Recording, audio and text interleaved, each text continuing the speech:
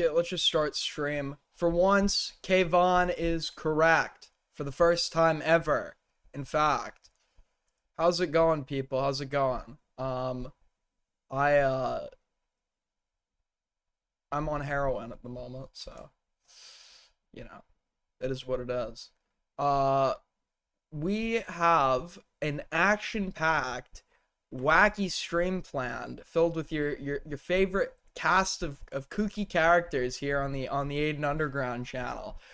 Tonight we're having features from. It needs to be like how they do it on like the late night shows when they announce, like on Jimmy Kimmel or whatever, when they announce who's coming tonight. We have tonight on Aiden Underground. We have food shops, green. We need like some shit like that.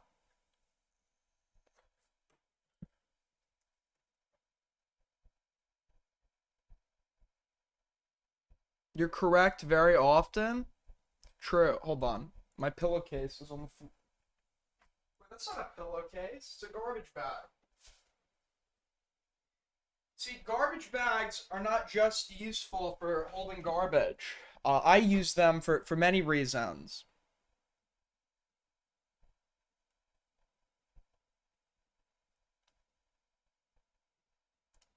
Like if I'm traveling or whatever, I'll use a garbage bag for like dirty laundry. There, lots of great applications and uses. I would do a green thing, but it doesn't seem to. There doesn't seem to be a whole lot about it in inbox. So, when are you coming to Bulgaria? Soon. Instead, we're gonna watch what I know everybody actually came here for, and I think it's time we take a look. I know the real reason you all tuned in, what you really want to see. All right. Whoa.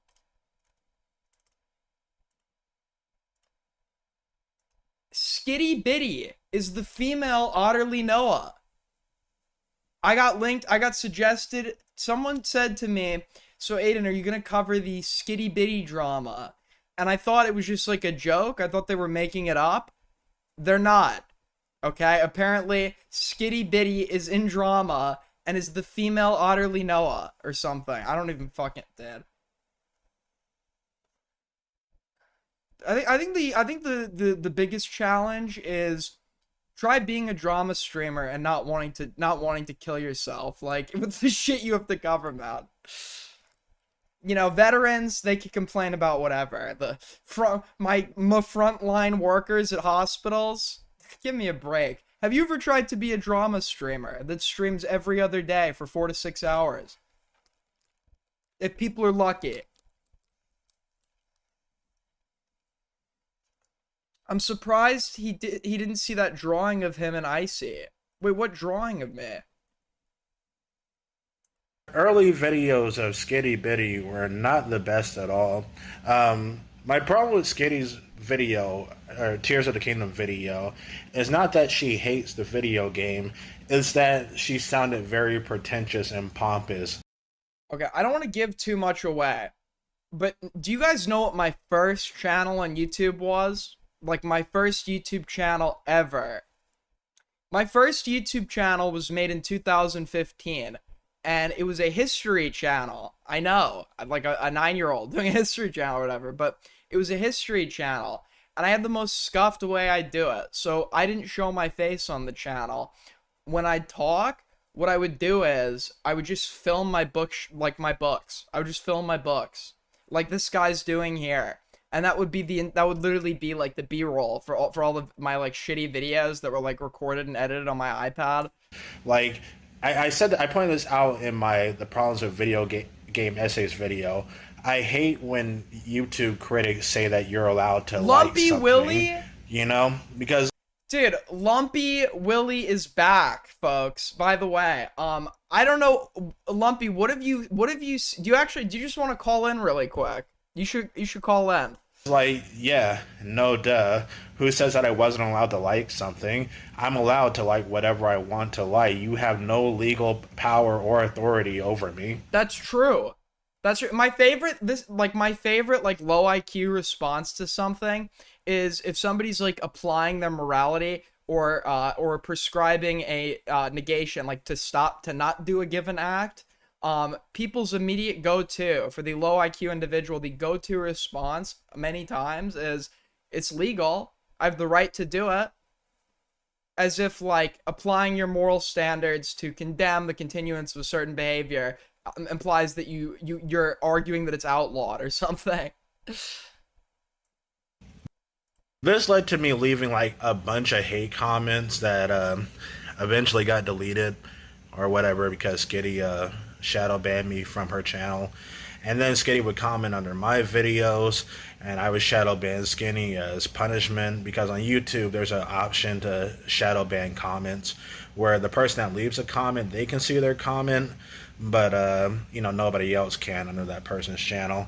And yep, and then later on, Skitty Bitty decided to attack this small Zelda review channel called Octo Rock Reviews because something about the Gerudo, however you pronounce them in Zelda.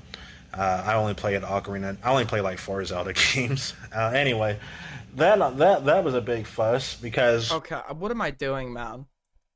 I actually went live again with no topics. Isn't that crazy? We have topics we'll cover. You know what we can do? Let's just watch Jimmy. Why don't we just why do I need to like go and like why do I need to go and like dig up some like it's gonna be ass anyways if I go and dig it up when somebody else has done all the work for me that we can then go steal. Okay, well I accidentally just opened Ableton. What the fuck?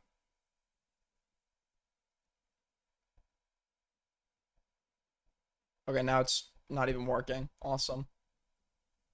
Wait, does it still let you? I haven't used this. Can you guys hear that? Can you hear anything?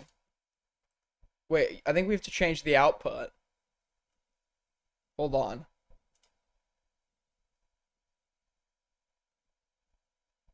Oh, no wonder we can't hear anything. There we go. Now let's try.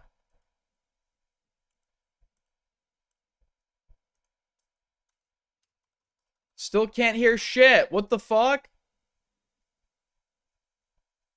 It's been forever, man. It's been forever.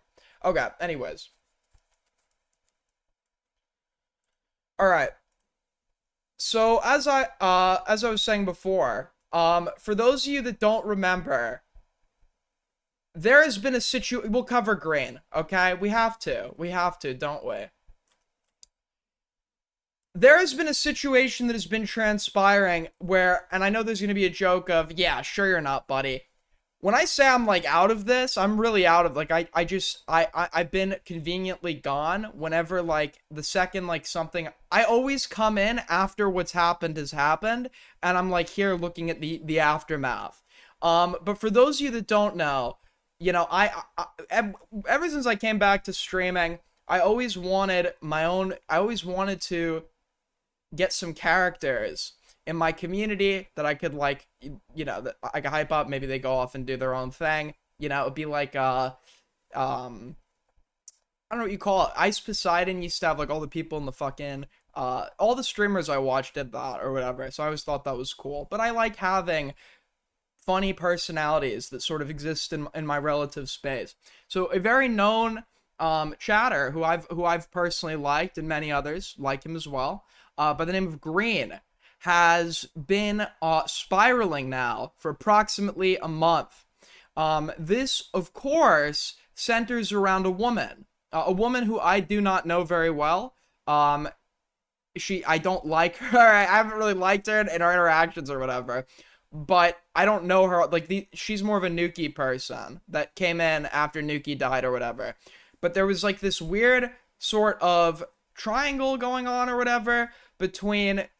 Green was very obviously simping for this girl. He obviously like had feelings for her, was denying it. It became like a snarky meme or whatever. But this dude would literally sit in VC with her for hours watching Euphoria. No fucking dude I know would ever voluntarily subject themselves to watching Euphoria if they weren't doing it for some pussy, okay? but that's that. It's very obvious. But in the midst of it, there's this other guy called Stormy Skeleton, who's also an icy, who I also don't know very well. I met Stormy briefly at the same time I met Morale that I forgot about. I did a brief streaming stint in 2023, 2024 that I met a lot of people during that I guess retcon that I met them out of my memory. Like I met Queenan back then, etc. I forgot that ever happened. But he was like amongst the crowd because he got me a debate with this guy called Flamenco TV long time ago. Well, it turns out that Stormy, who got banned from my server for a year for blowing up my world in Minecraft, had actually the first time around, and all of his years in the community, he was a minor that was lying that he was an adult. Now, although it would be easy for me to say, what a piece of shit person, man. I can't believe you. People were like, that's really shitty that he would do that or whatever. Not really, because, like, when I was a minor, I'd lie about my age to get into shit. You just want to be included and have fun. You don't view yourself, like, as a minor. You just want to, like, hang with the adults or whatever. So, like, there's, like, an incentive to lie, or I guess lie, but, like, I don't think you're, like, a bad person for doing it. I think you're a stupid kid, right? That's how I view you, a stupid kid. But I don't really hold much against him for that, but I have him banned from my server for a separate reason. And that reason is, and I'm only saying this because it's public now. I didn't want this to be content, right? But he had essentially sent a video to this like Samantha girl after it got revealed that he lied about his age and he got banned, where it looked to me, based on my viewing of it, my one-time viewing of it, I don't have access to it anymore because the drive link went dead. Somebody literally just like sent it to me. It looked like a suicide note, essentially, or like a manifesto post, almost, right? It was very, no matter which way you spun it, even if it was intention, even if it was like he was being knowingly manipulative, there's no conclusion you come out of seeing that video and anything that comes with it. There's no world where you come out of that concluding this is like a mentally well-adjusted guy. He's not. If he's lying to get her attention, and is like has this parasocial obsession with this girl, he's insane, right? And if he's not lying and actually is having feelings that lead to him wanting to take his own life, right? He has some problems he needs to sort through. So no matter which way you spin it, you know, this dude is obviously going to be somebody that has some problems. And he's not really like a public, or he's not like he's a chatter. He's done some streams when he was 17, but he's really just like a chatter. The kid's 18. I don't think that video was incredibly embarrassing for him. And there was this whole discourse that was occurring about leaking it at the time. And I was of the position, I came in the aftermath of this when everyone had already argued it, and then I listened to it get briefly re-argued. I was of the position that this video shouldn't be released, right? I think that this person is obviously immensely unwell. I don't think this serves any, like, point of legitimate public interest that would justify like any bad ramifications for him and publicizing it and making him the content. I think personally this kid needs to fuck off and go get some help. That's my take. But Green also aligned with my take at the time, but for very different reasons. See, I got sent the video unrequested. Somebody literally just sent it to me, right? And I just like, I got this video. On the other hand, when Green hears that this is occurring, that the girl that he is very notoriously been accused of being into and in a love triangle with, when it is revealed that this video has been sent to her, apparently he asks her to see it, right? Because he's a professional in this field, right? He has years of experience or whatever. Not only did he kind of assume responsibility there, but in the aftermath of it, apparently, and I only found this out yesterday, he was still like trying to talk to this like Stormy person, to, like give him advice and stuff. I said this to him, and I'll say it to everybody else, right? None of us are qualified. None of us are qualified to deal with something like that. Like, regardless, like, you should never be assuming a role with a stranger online who's actually, like, very mentally ill. You should never be assuming a role where, like, you're doing something to ensure I mean, you know what I'm trying to say here. I'll say this to all of you, and it should be common sense, but I need to specify it. over and over and over again. Because I personally have had to deal with this situation a lot, being online for as long as I've been, and you might have to deal with it too, because if you're just somebody that's online, it is not your responsibility to save somebody's life. It isn't. Not only is it not your responsibility, but in many cases, you might be doing more active harm than good. If somebody online tells you that they want to take their own life, in like an active way, right? In a passive suicidality is, I'm just hoping a bus like hits me, or I hope when I go to bed at night I don't wake up, right? It's just this feeling of wanting to die without like any specific intent or plan. That's different from active suicidality, where somebody's saying, I am going to do this thing soon, here's how I'm going to do it, etc. When that is happening, if you know this person well, you obviously should forward this to somebody that is able to ensure that person's immediate safety. And if it's somebody you barely know, all you need to say to them is like something like, you don't need to do this. I'm sure this isn't like a good option. I'm not qualified to I'm personally not qualified to deal with this, but there are a ton of people who are, and you might be able to even add in a brief thing about relating, right? Not making them feel like they're crazy or something for feeling that way. And then you move the fuck on, because it's not your role. It's not your responsibility. Apparently Green was still in this person's DMs. I didn't let him back into the server, not because I'm punishing him, but because this is not a good place for him to be, right? I don't know this guy. I don't know what he is or isn't capable of. I just know that he comes off as an insecure depressive, and there's a lot of social stress that can come as a part of existing in a space like this, that if you're already dealing with that, you might not be able to properly compartmentalize and handle, and it could lead to some behavior that is very counterproductive, right? I don't know what this guy's intentions are. I don't know who he is. But last night when I ended stream, everybody was saying to me, Aiden, something's happening. You need to, has anyone told you yet? And I go into VC to, see what's happening. Thank you, Will, for the 2. I heard Icy equals grinder. Yeah, this Queeman guy will sit there. I'm Queeman. Everything is so gay. Everything's gay. I complain about everything. This Queeman guy will sit there, complain from the sidelines, right? And then use my chat. He is more than welcome. More than welcome to use it. But admit you kind of like it, okay? Admit you kind of like it if you're fucking using it. But, as I was saying, Queeman looks like Princess Diana before or after the car accident. Poor Taze. Too soon. Now, where was I in this story? Yes. So, it's never a good sign when I end stream and everybody's saying to me, Aiden, did you hear what happened? I half the time I'm about, most of the time I am about to receive the most insane, incomprehensible, black-pilling news possible, right? I mean, it's like being told the second tower has been hit.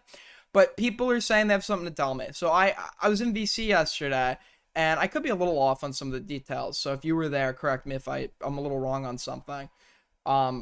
I wasn't really as active of a part, but I was told that for the last 5 hours, there had been an argument transpiring between Green and several others, because apparently this Samantha girl went and did a stream of her own, and then Stormy did a stream to counter the stream. I don't know, okay? So we're gonna figure out what's going on here. We're gonna try to see what's going on here. Nobody put shit in my inbox, so we're probably gonna have to watch through Jimmy. Well, I guess we could watch Samantha's stream directly. So how this really starts is it starts with did nobody link me Samantha's stream?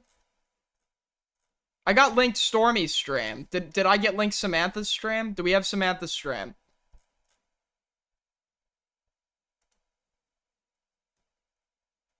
It literally happened? This is somebody from my server. Somebody from my server being watched only by people in my server. How is there not a link? How the fuck is there not a link? Oh, check DMs. Thank you. No, Jimmy just saved me from an aneurysm.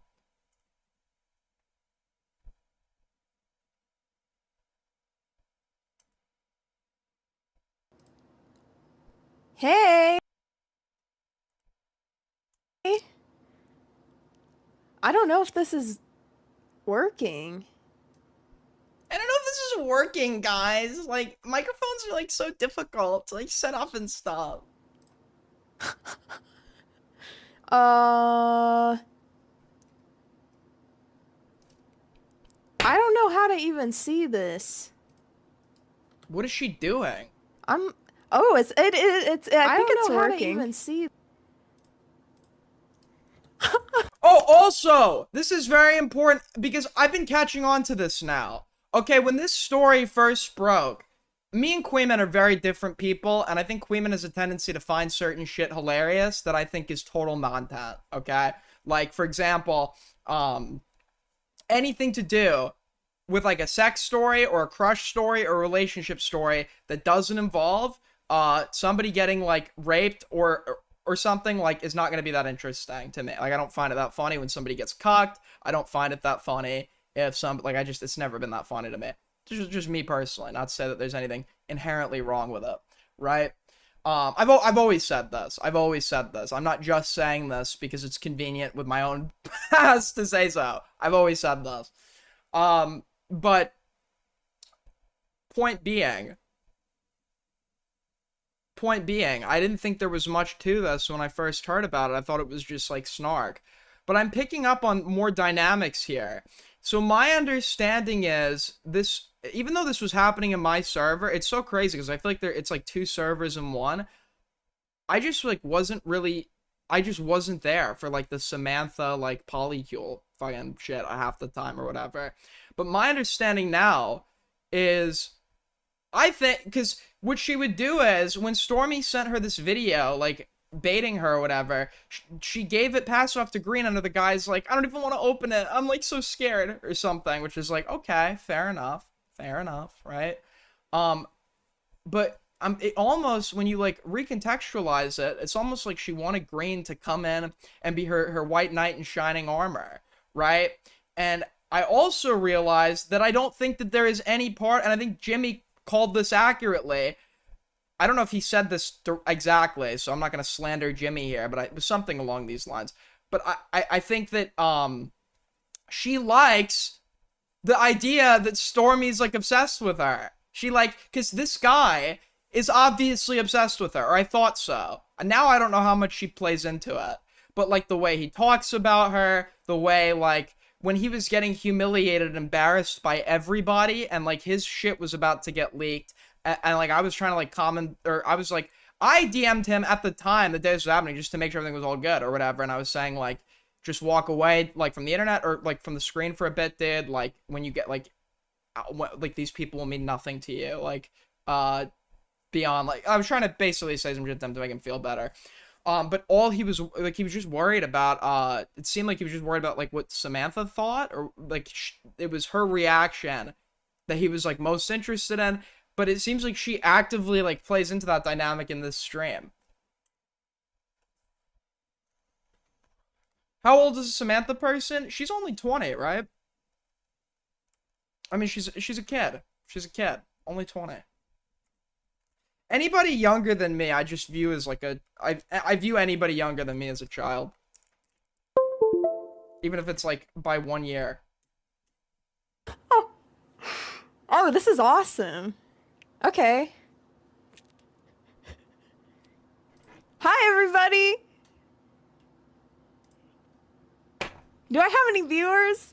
All right, so when does Stormy come into chat? What I have one watching. I think it's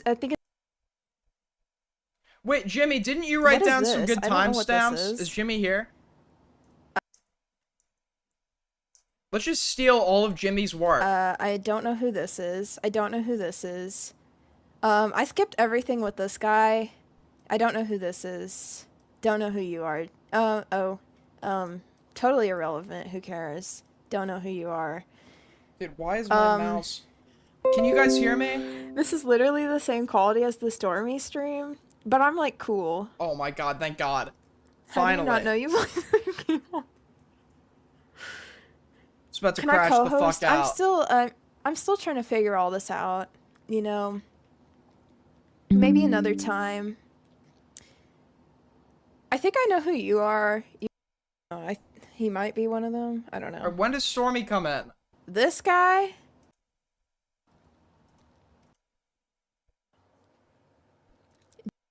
Oh, Jem timestamps said- and DMs? Thank you, Jimmy. We would not have a stream today without Jimmy. The stream is sponsored by Jimmy's labor. Okay. So, we know the players now. We know the players. We understand the dynamic. We understand the situation. You've got this, like, ugly, manipulative Ephoid who likes the idea of some loser, like, simping over her and having multiple guys fight over her for her affection, is playing into that a little bit. You have a guy who has some undiagnosed mental illness that is either making him very manipulative or very suicidal, or both, that is deeply obsessed with and in love with her. And then you have Green, the guy who's also obviously deeply in love with her, that is like the normal guy that is sitting here insisting he has no feelings for her. So we know the players, we understand the game. Now, Stormy has tried very hard to win this person's affection, and I guess that he sung to her. Okay. Let's see. What do we have Spending here? all my nights, all my money going out on the town. Doing anything just to get you off of my mind. He has like the RFC accent so hard. I don't know if anyone else like feels it or knows what I'm talking about. But when the morning comes, I'm right back where we started again. Trying to forget you's just a waste of time. Baby, come back. Any kind of fool you see. There was something in everything about you. Baby, come back. Isn't that just autism? It's like a mix of like multiple different things. I think we need chronic online use disorder. I think personality disorder needs to be the new term. It's like a certain archetype, but which is typically, yeah, just autism. Anything on me. I was wrong, and I just can't live without you. He leaked this himself, didn't he? Like, this is the thing.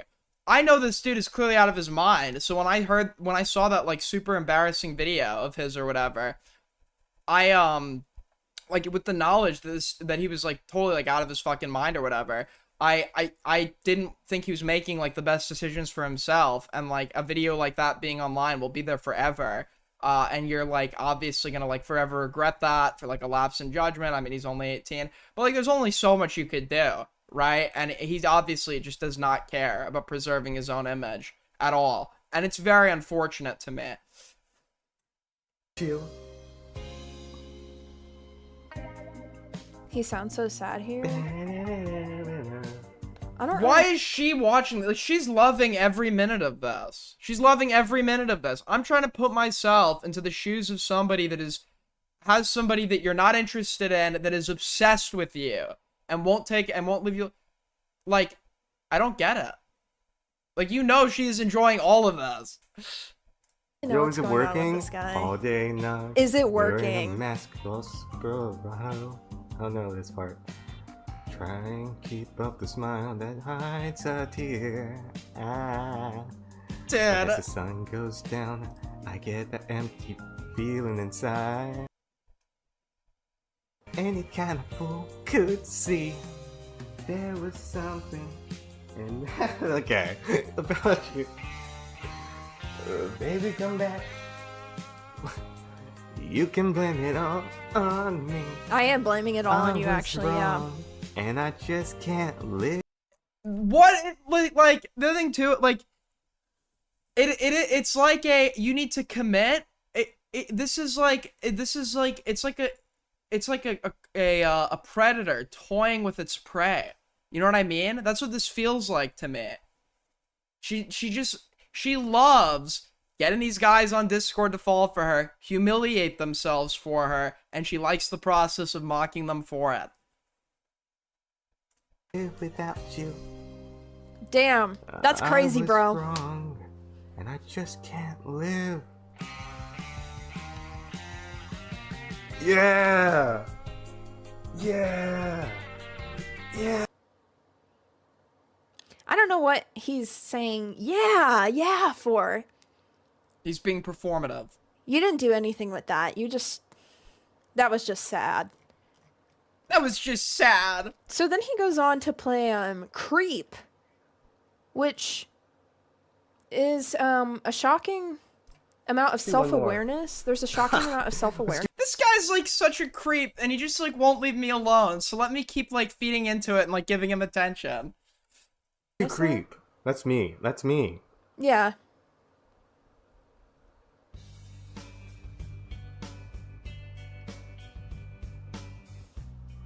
Yeah.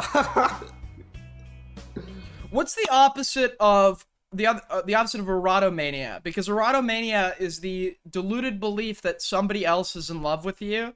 What is the name for it when I know it's a very easy one. I'm just forgetting it right now. Where you are looking at or trying to get with somebody that you either don't stand a chance with or isn't interested in you or it's unideal and you're just like obsessively in love with this person. It's like the same pathology behind like a lot of stalkers. Thank you for the 2, Bayou. Aiden did this for both Goat Cato and Soul Skibbity. Yeah, so true. Yeah. Was it working? No. Do you hear the Encore? desperation in his voice? It's When you It's were troubling. before, couldn't look you in the eye. I didn't even know there was more. There's this and there's another one as well. You're just like an angel. Your skin makes me cry. Okay, I know. I was watching this earlier. This first section, he clearly can't sing that deep. His voice is too high. This guy's voice is not high. This guy's voice is not that high.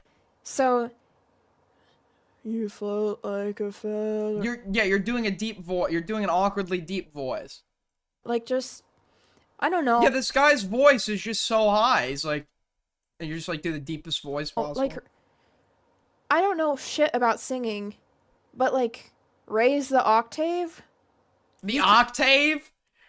Listen, I tell you, Cut, I don't know about this music business here, but if I were him, I'd raise the octave up on this tune. You can't hit that. You're just like kind of mumbling. It just sucks. Stormy voice cell, yeah. We need to teach incels in commentary how to talk to women. I don't know who exactly is going to teach them. All the women around here are kind of like cuckoo. Mirror emoji. True. Facts. Checkmark emoji. Facts. It's a check mark, but it's a mirror. Insane. Lesbian. Noticing ugly, Stormy isn't in chat or all for this part, three. very telling. You know he's lurking. He's seething. He's balling his fists. He's sweating. That would have been bad. I mean, this is pathetic. All right, this is actually a little pathetic, man. She like wants him to be there watching, like feeling bad. The thing is, he did lie to her about his age, but you know now, like, A, this guy is a loser with nothing to lose. B, his last celebration was when he graduated high school last month. This guy is not somebody like I understand the sort of like sadistic urge to want to fuck with somebody a little bit. This is just like not one of the people you'd feel all that good. Like, I'd feel as good doing this as I would actually going to the local high school and kids walk by and it'd be like, fat, gay, retarded, dead parents. That's how good I'd feel. So not that good. I gotta be honest, right? But she's gone.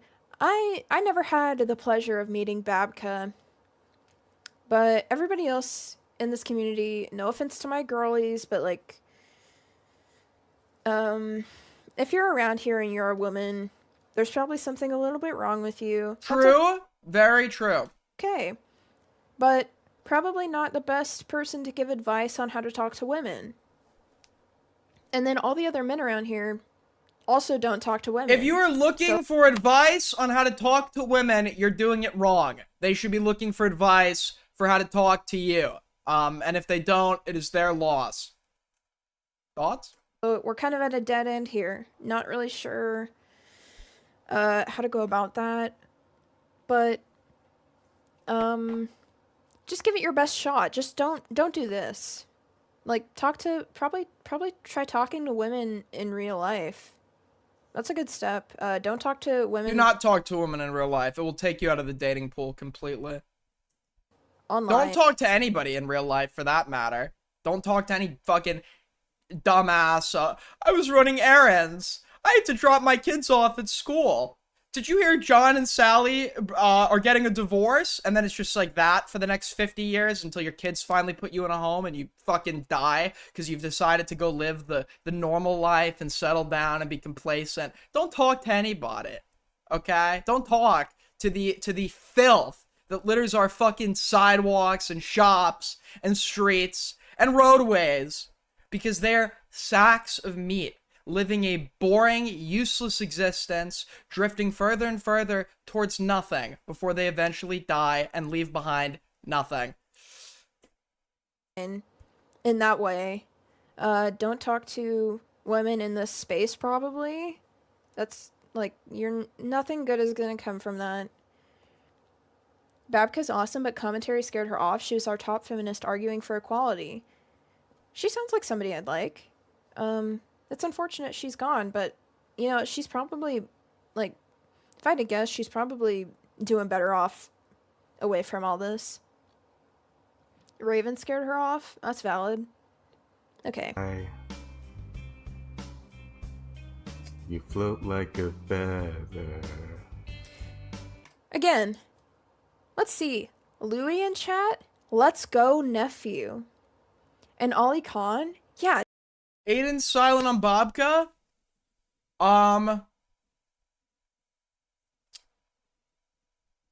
What am I supposed to say?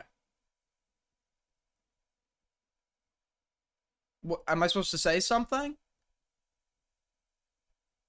About Bobka? It's working. She's watching right now. These guys were spamming candles, trying to summon me? Trying to, like, cast some weird spell to make me go back to Stormy? What stake do you have in this matter? That is not why people sing candles. Why are you doing this? Why are you torturing this vulnerable young man? Like you're a ghost, exactly. This is just sick. For you! In a beautiful world. See, the thing is, and I explained this to Green, because you had two schools of thought. When the suicide note video was being sent around, right? You had one school of thought that said it would be immoral to leak this, and the truth is, it would be immoral to have leaked that video. Okay, it's gay to say it. When you're on the side of wanting content, I think it would have been immoral to release that video. Right after seeing it, I think that would have been immoral. But the point being, you had two schools of thought that were saying it would be immoral to release this video, which was everyone sort of agreed with, but they said the opposite because the other school of thought was release it because good content, right? And most of the time, that's what the viewer is going to do. The viewer is not a player in this. The viewer has no stakes. Regardless of what the viewer wants the outcome to be, that is not going to change anything. So viewers don't really insert morality as much into their quick on-the-spot takes on what they want in the moment, because many times what they want in the moment is whatever is going to be most entertaining, regardless of morality. Now, there's additional responsibility being assumed on you when you decide to become a content creator or somebody involved in handling or facilitating the flow of the content. You should absolutely be expected to apply your morality into and put it over the sake of getting content, right? And the reason I was saying this was because the chatter is never going to be encouraging what's actually the best idea, right? Or that they're heartless and want to say. The chatter doesn't have stakes in it. They're watching from the sidelines, saying whatever the fuck they want, that they think is like going to be funny one way or another. But you just have to understand when you're dealing with a chatter that they don't have stakes in it, right? They just want the entertainment. So sometimes what a chatter wants is not what's going to be best for you. I wish I was special. You're so fucking special. But I'm a creep. She started tearing up. It's working. I had work at 5 in Did the morning. This was at like 4:55. she heard this? She heard this and she was twerking. I had to go. I had work. Oh Lord, what are they posting in the Discord? Okay. Oh, working. Name and I thought you said she started tearing up and twerking. He said working. I was like, dude, that's such a random thing to say. Okay, now it's not funny. Announcements. Don't go watch Aiden, by the way. Watch me. I'm a small underground streamer. Yeah. I'm a woman. How'd that work out for you, dumb cunt? Bitch ass. Support small female content creators. There's not many of us in this space. I'm carving out a niche. Yeah. Next, they're going to do light as a feather, stiff as a board in his chat.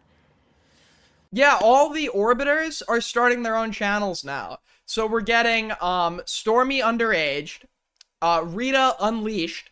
What else are we getting? Samantha under a 17-year-old. That's vaguely familiar. I'm not sure. I mean, I've heard of the phrase. Don't really know what that's about, though, to be honest. Give it another week. We're gonna stream every day. Trust. We're gonna be up. We're gonna be up big. It's working! It's working! It's not. It's What not. the hell am I doing here? It's really not. I don't belong here. Aiden timed me out for telling him he lacked the intellectual authority to give mental health advice. What? That is I would never time someone out for just typing that. If a comment like that led to you being timed out, that obviously is not a very believable insinuation because I wouldn't have a chat, would I? That's like the lightest thing I think anyone's ever said to me. I don't care if it hurts. I wanna have control. Thank you, GG's with the 2. Nice Foyd segment, Aiden. Thank you, GG's. Also, why would you... What do you mean lacking the... Okay, so for example, anyone can give advice. The question is that advice good or bad? But not all advice on, like, for example, how to deal with anger. There could be good advice on how to deal with your anger that comes from somebody that is not a therapist. All the qualification would enable is for you to give them some, like, due expectation of authority that wouldn't entirely be immediately, like, you wouldn't have to start questioning their knowledge to substantiate their ability to speak on the subject. You would have the knowledge that they've gone through schooling for this. And they would also, in a formal context, have the qualifications for treatment and diagnoses. In a informal context and in a conversational context, you actually don't need a degree on a subject to speak on it. Tons of people know about things that they never went to go formally study. If you want to attack those things, you would attack them for their validity and attack the claims themselves. If you attack, for example, somebody's lack of qualifications, that's a logical fallacy. That would be appealing to... I want a perfect like a piece of psychological information is going to be right is going to be right or wrong regardless of who's saying it. So if you think a piece of information is wrong because it's not coming from somebody who's a licensed psychologist inherently, right? That is fallacious reasoning. Now, because they're not a psychologist, you should not take it at face value. You should run it by somebody who actually is qualified, right? Body.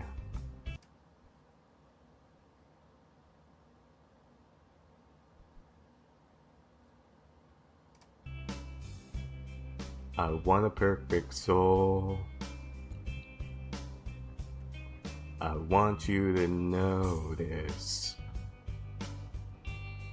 when I'm not around.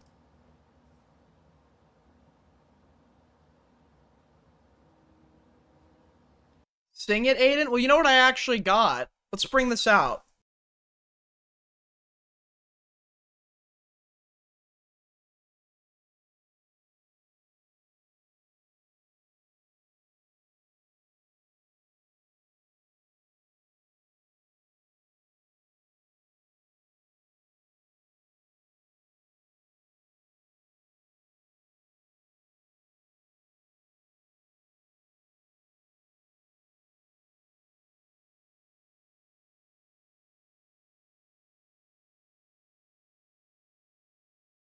I'm muted.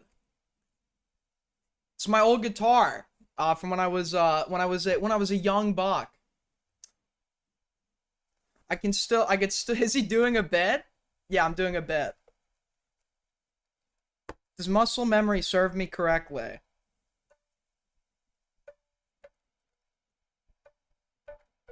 No.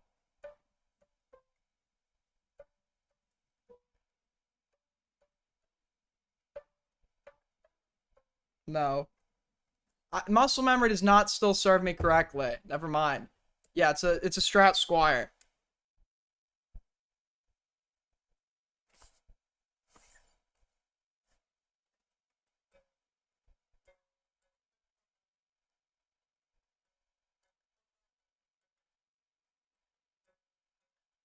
Yeah, I don't remember.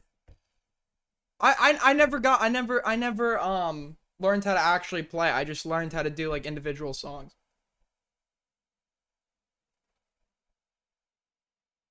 I am a fraud. I am a fraud. We can't hear anything? Yeah. Cuz I'm a fraud. I'm a fraud.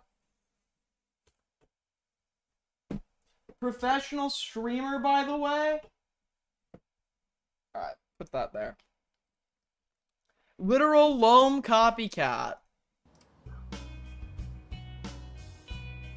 You're so fucking special.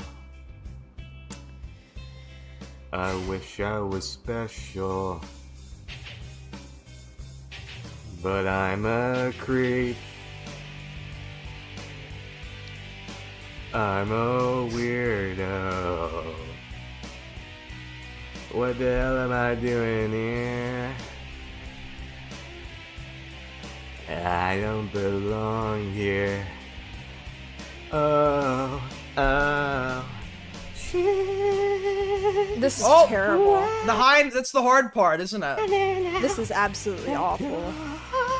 Okay, you try to pull this off. Try to pull this part of creep off without sounding awful.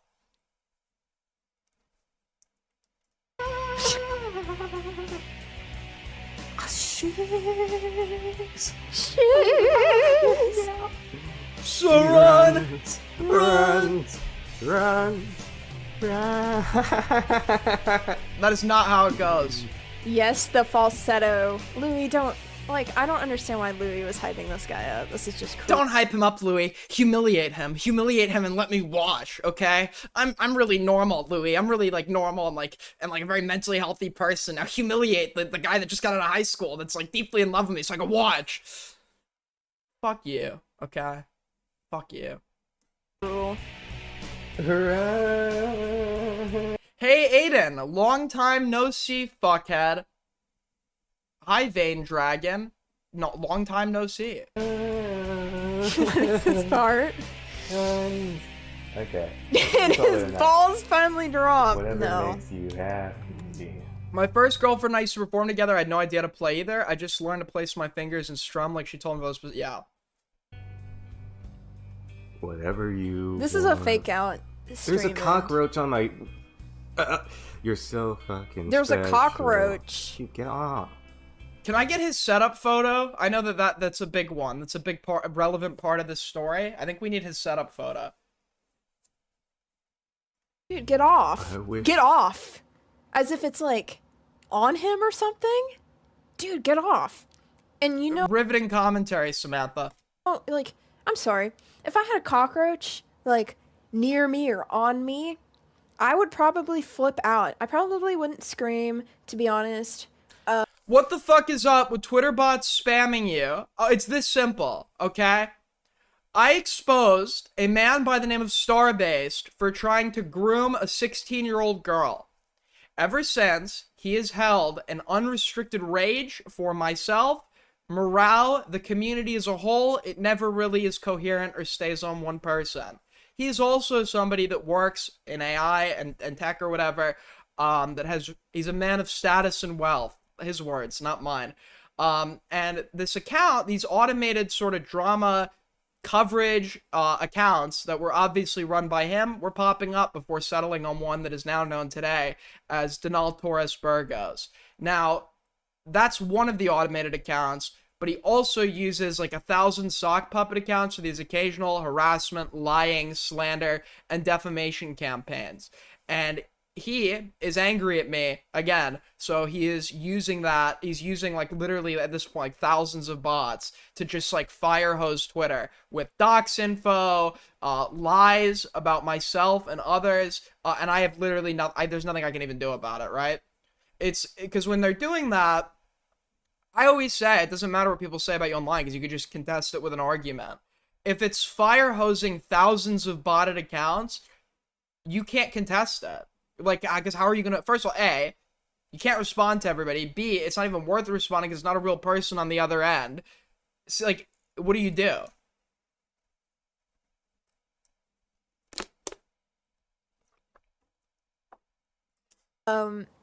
But I would be like, oh my fucking god. There's a fucking cockroach in my fucking house. I need to, like, Like, at this point, like, people just start getting restraining orders on this guy. I mean, he's literally, some of the accounts he's automated, I'm not that I actually, there would ever be a real concern about this, but they've made threats. They've made threats of violence, contacting family members, etc. Or, sorry, they made threats that have implied other things. I don't know exactly about, like, direct threats of violence, per se. But somebody should literally just get a fucking restraining order at this point.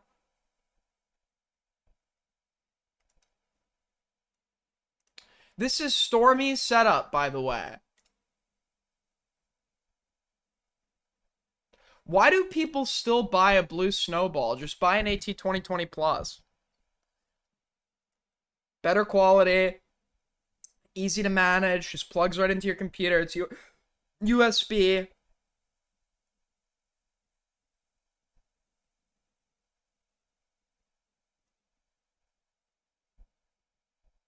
Remember when Starbase messaged you? Yes, but the other biggest tell, because I went back and forth on whether or not this was really him. The account would do things to try to make you think he wasn't Starbase.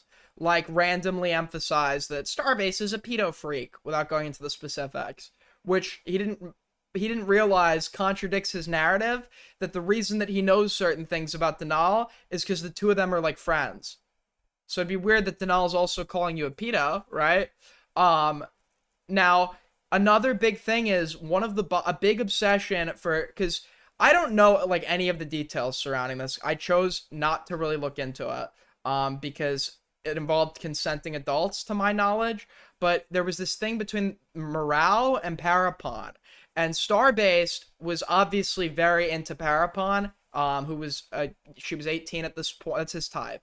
And another big part of his deranged obsession is against Morale over the Parapon stuff, right? A lot of other people just talk about it as a meme. For him, it's very serious.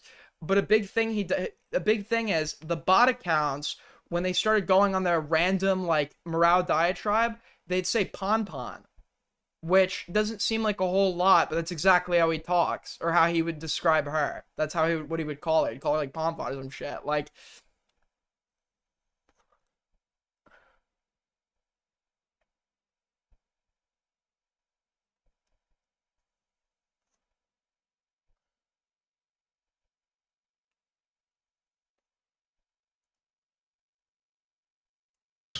My problem with Skitty Pon Pon is his bird's name. It's also what he was calling Parapon in the bot replies. I think it also is his bird's name, yeah.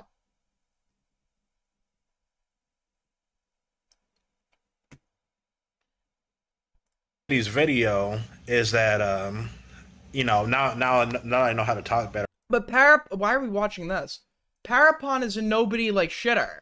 Nobody's really interested in her except for him, which is why it was weird that that name was coming up as well amongst all the botting and everything. Like, there's things that that Denal talks about that only Starbase is interested in. Go, like, buy, like, 5 different types of fucking bug spray, fucking cockroach traps, all sorts of shit. I'm not having fucking cockroaches in my fucking house. I see one. Yeah, we're like deep cleaning the house. We are doing everything we can to get rid of those fuckers. That is crazy.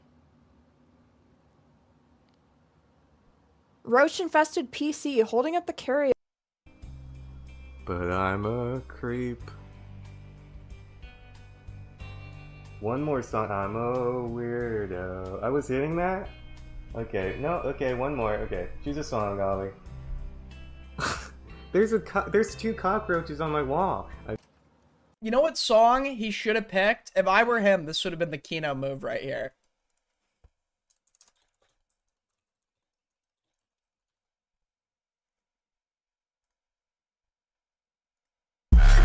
No, not that. Alright, if I were him... That's hot. Everybody thinks I'm like some stalker.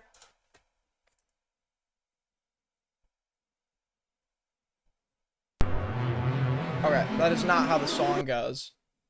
Can you imagine? The Aura did. If he sung this for her.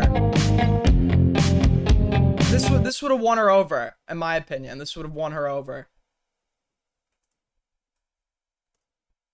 There's 2 cockroaches on my wall. And it's just like, oh, there's 2 cockroaches on my wall. There's 2. Sing? I don't sing for people. Only sing by myself.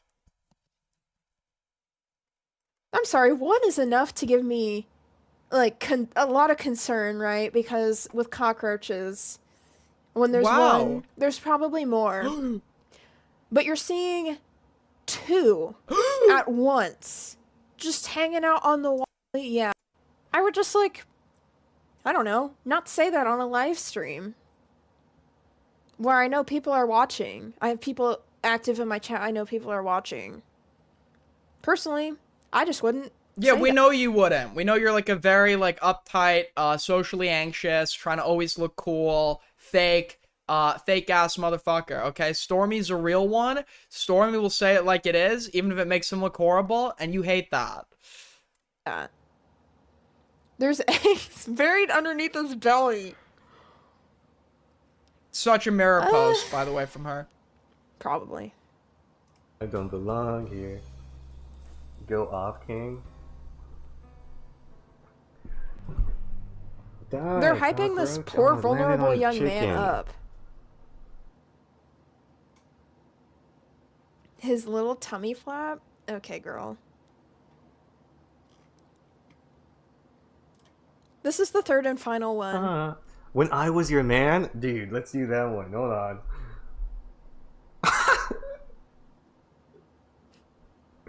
He chooses this of his own volition, by the way. Nobody recommends this.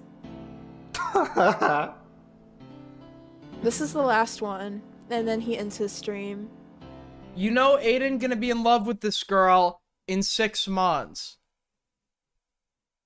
First of all,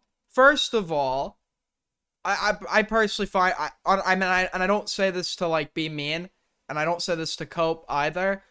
I think her personality isn't like unironically just like totally insufferable. Like no redeeming qualities about her personality.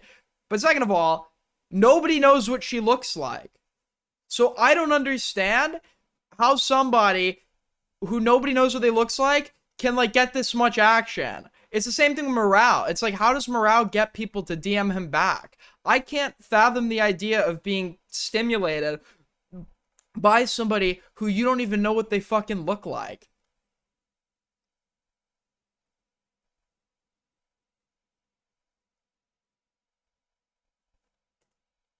Why is my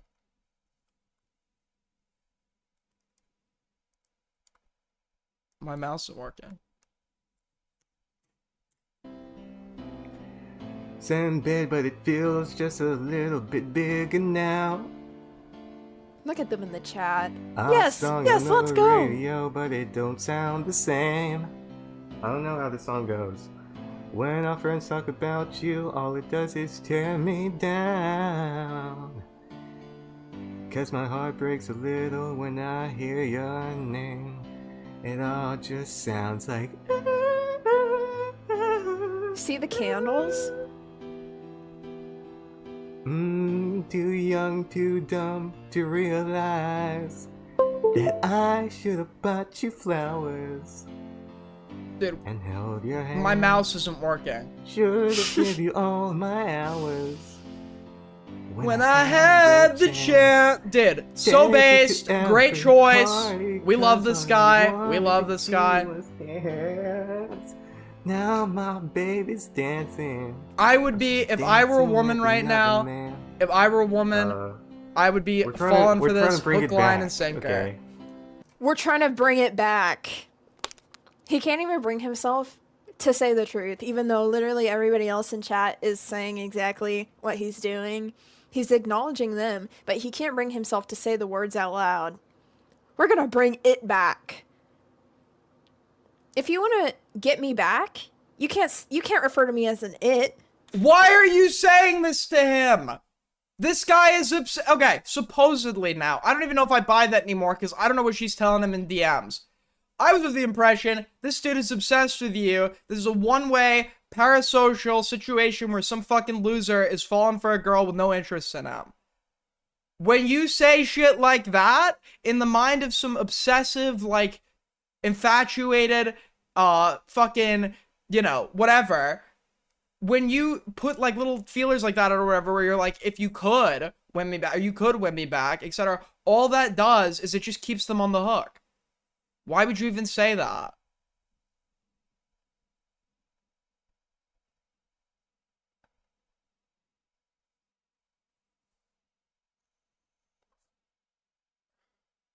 Well, didn't he lie to her, though, and was speaking to her when he was still a minor? Yes, he lied to everybody. Actually, I don't know if they were talking when he was a minor. He just lied that he... I think they started talking when he was already 18. He just lied that he was older than he was.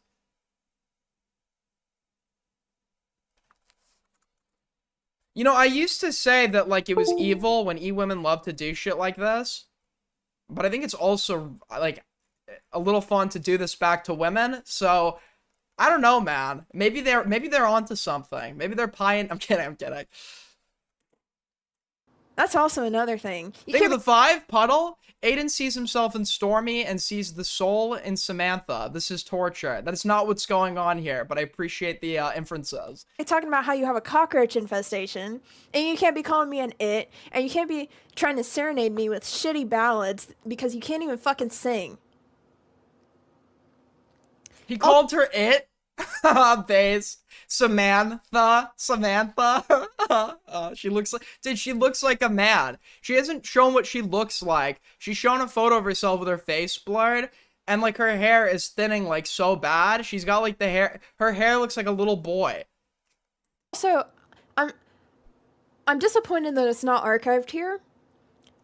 But when he started doing this, he went for baby come back. Man. Guitar tutorial, and he attempted to play Baby Come Back on his acoustic guitar.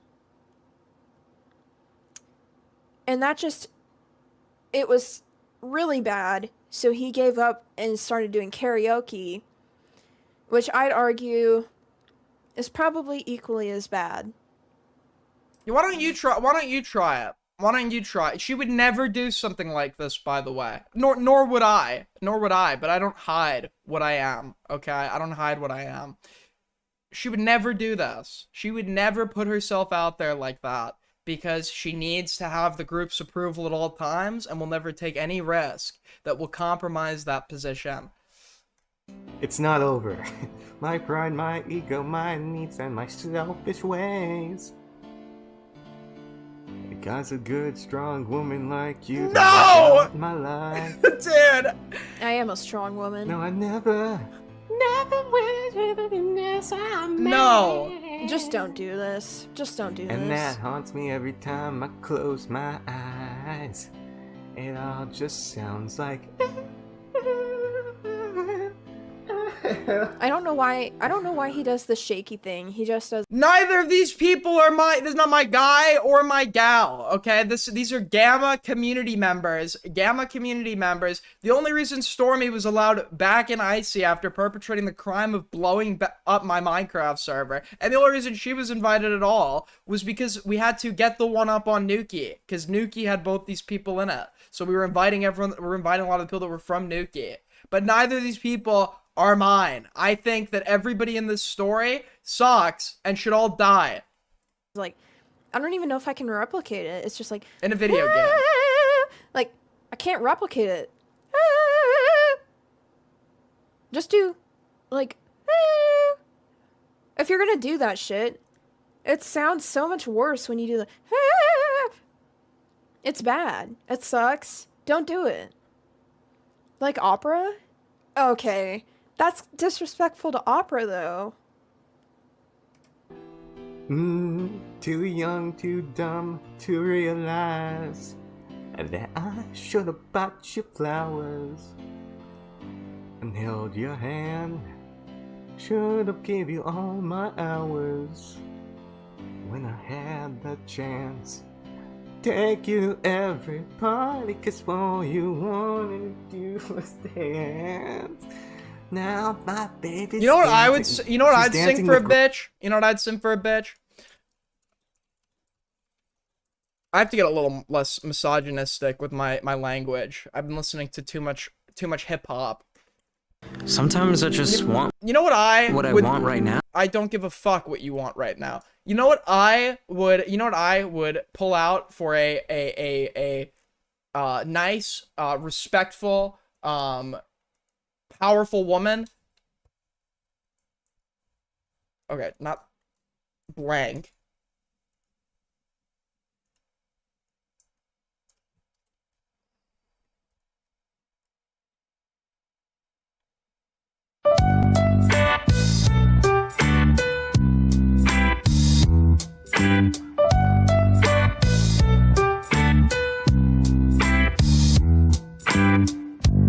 Gary, now I know. I was wrong.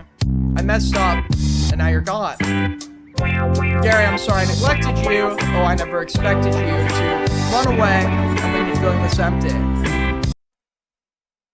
This is what I'm sending to her. I'm not drunk. I'm not drunk. I would not be able to sing. green. Another man.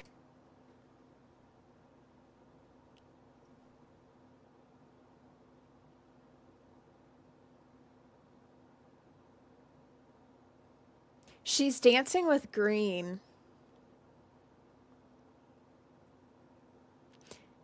My baby's... She's dancing with green. Soul, goat, Kel, soul. We're gonna listen, okay? The roster is gonna get bigger. I'm sure that you guys are tired of the same names. More leaks are coming, okay? More leaks are coming. You're gonna have 5 or 6 new names this time next month, okay? I promise we're gonna change it up.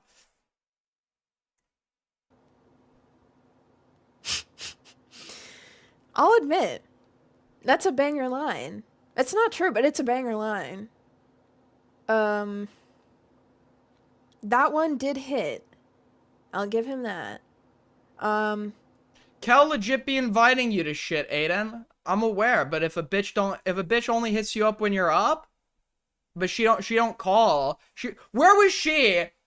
Where was she when I had nothing? Where was she? Why wasn't she calling me to hang out then? just laughing along at my suffering and humiliation. I get a bit of numbers for a little bit, and now all of a sudden they're acting like they were your best fucking friend. Now they want to go hang out and do shit. Now they want to go. Now all of a sudden it's like, hey Aiden, what are you doing? Where are you at? Yeah, like I'm falling for that one. I'm falling for that one. Have some fucking respect for me, okay?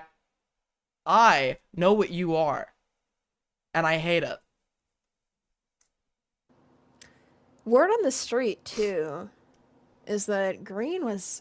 He was watching this in VC. He was very displeased with this line. Very defensive. You know, this isn't something uncommon with Green, though. But, you know, I can admit it's a banger line. Thank you, Plants, with the 5. Don't worry, Aiden. I'm sure you'll find your next E-kitten during FAF. Listen, folks. If I'm doing anything with anybody, you'll never know about it, alright? That's my new vow.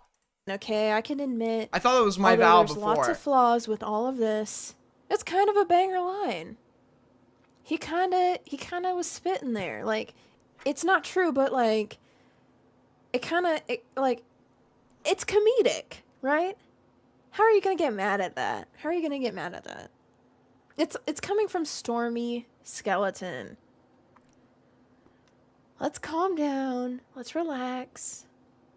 It's okay, bro. You think Kel is cute. I thought she was cute when I was 19. Do you understand time is linear? I thought she was cute when I was 19 years old. Yes. You know? A lot's happened in my life and hers in that time period. You know, emotionally, intellectually, dare I say physically, a lot, you know, things have changed. Not for the bad or anything. Listen, all right? I don't, who cares if you're a big girl? It's more you to love, right? I think that, you know, if you like your cheesecake, you like your cheesecake. That's fine. I'm not hating, but my tastes are my tastes. You know, changes over time, and that's just what happened, right? It doesn't mean anyone's at fault. Man, she's dancing with Green. No! No! You hear the desperation? No! No! No! She's dancing with Green! Oh, no! She loves the idea of cucking him. I'm not coming back. We never had anything. And this just... See, everybody else is involved to laugh at this whole situation. She needs it to be further for him. She needs it to be like, no, this guy needs to seriously be embarrassed. This just, it's bad.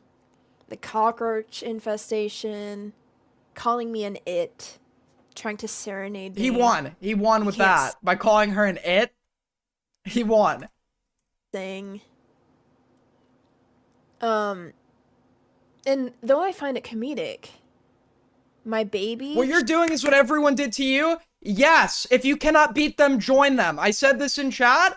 I want to be the guy responsible for someone else's London, and I want it to be one of you. I want it to be a chatter. I want every chatter to have their own London, and I will drag it on and stick the knife in just a little deeper, just so you could walk a moment in my shoes. Okay? Good. Good. I can't beat them. Join them. So now I'll do it to everyone else. She's dancing with Green? They hate it when you bring their energy too. It's like Parry's leaking ever. Aiden likes goat. Aiden's mom's getting beaten. And he said, and you leak that one little asshole got touched by dad, and all of a sudden you're the bad guy. Now you're the bad guy.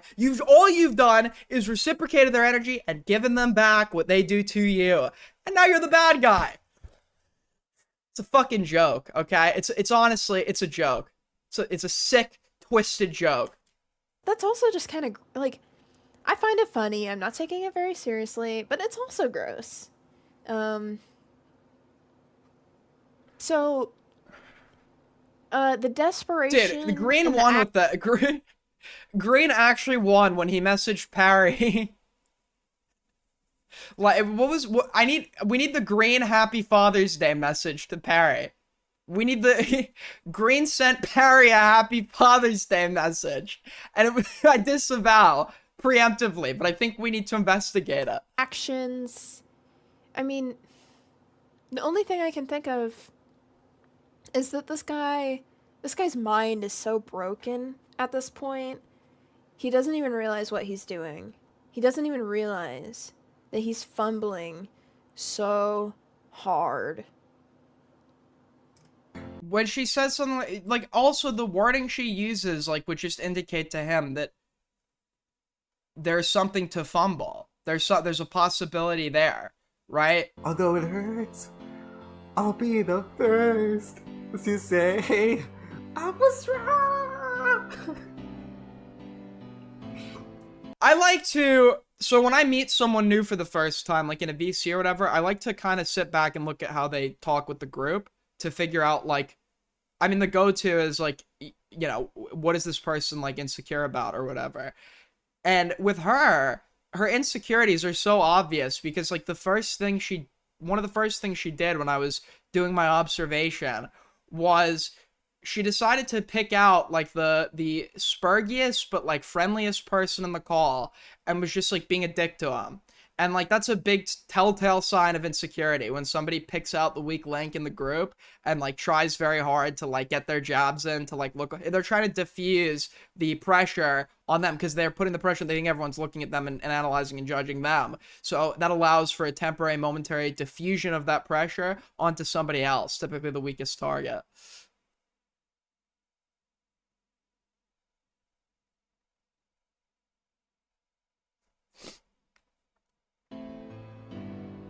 Oh, I know I'm probably much too late to try to apologize for all my mistakes, but I just want you to know.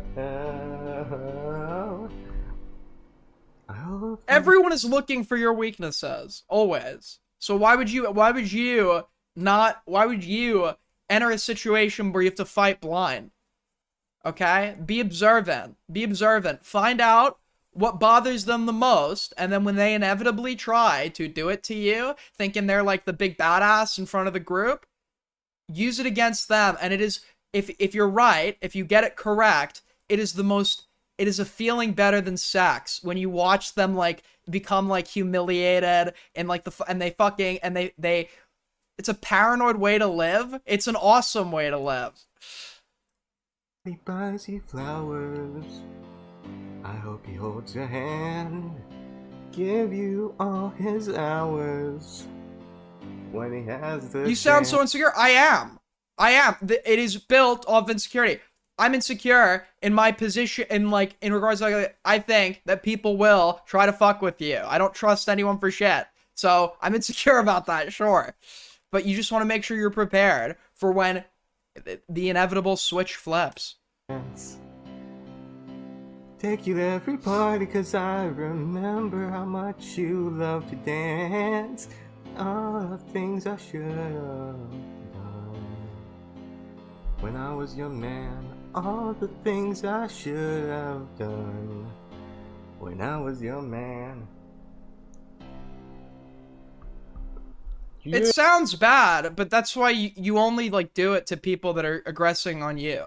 Like if you're just like a bully, if you're just like doing it to somebody that's not doing shit to you, right? And it shouldn't be a problem if nobody plans on fucking with you, right? Then it shouldn't be an issue for them.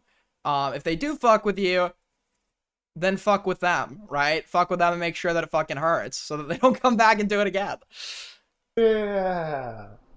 Yeah. Dude, I think we're back. I think it might be back. I think we saved it. I think My therapist is Green. Green's actually talked me through a lot of this. We saved think it. it's I not think over. we might be back. I think it's not over. This is bad. Parafon, I hope that's not true. Yeah, the worst advice I ever received in my life from anyone on anything is ignore it and it stops. That is the worst, most bullshit, unrealistic, tone-deaf advice anyone could give anyone on anything. Okay, when your kid comes to you and tells you he's being bullied, don't say, they're just doing it because they're insecure. Ignore it so that, no. Teach your kid how to get back where it hurts in a way that's not going to get them in trouble, of course, but in a way that, Yeah.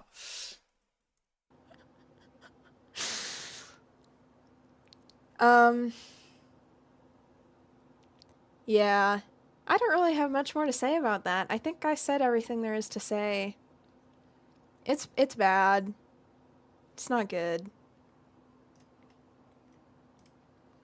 Back to the real content. You're going to be a terrible parent? No, I'm going to raise a killer.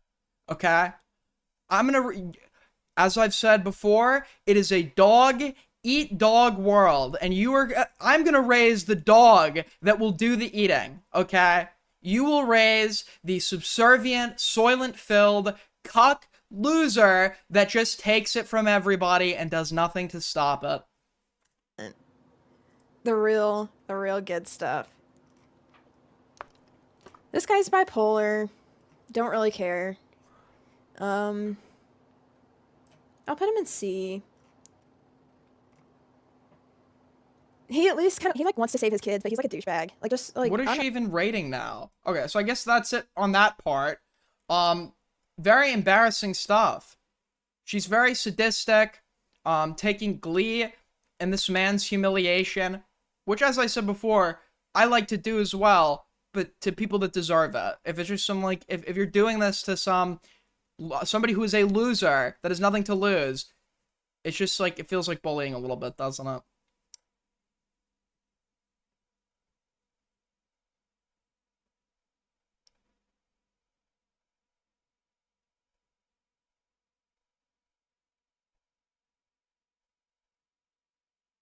Don't go buying any cabins in Montana, buddy. I used to always want to live remote. That was always my big wish. But I realize that socialization, I like always having that open as an option, even though I don't always like taking it.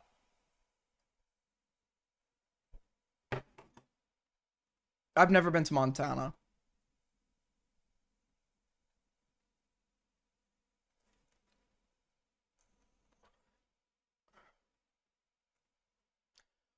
If your kid knows how to break someone mentally, you've raised them right. I mean, yeah, ultimately, yes. That's gonna sound like unhinged advice, but no, your kid should know how to be a killer. Not in a literal way, but you're unless the kids that he or she will have to deal with on a daily basis are being raised, or if at all, by morons who create little spoiled piece of shit that just will get pleasure out of embarrassing and humiliating your kid. You want to make sure your kid's prepared for it. Mold your kid into the bully? No, a bully is somebody that would target people based on target the vulnerable, right? A bully would not be somebody who gets aggressed upon and then responds with aggression.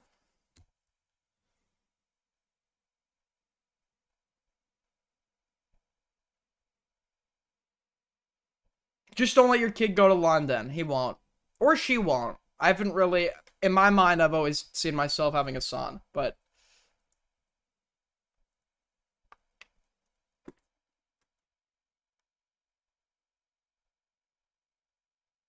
I think the way to stop bullying ultimately is to bully the bullies, right? I think it's basic conditioning.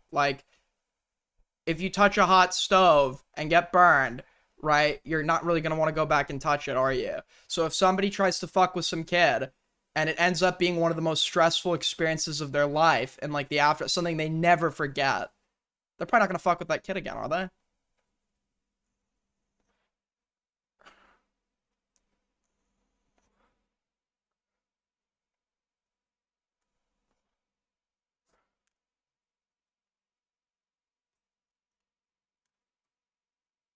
All I'm saying. All I'm saying. Anyways. Aiden's son or Lyric's daughter? I'm not that bad of a son, okay? I'm not that bad of a son, all things considered. I'm not some well-achieved, I ended up being a fucking failure in high school and getting into my dream school or whatever. I turned things around, but, you know.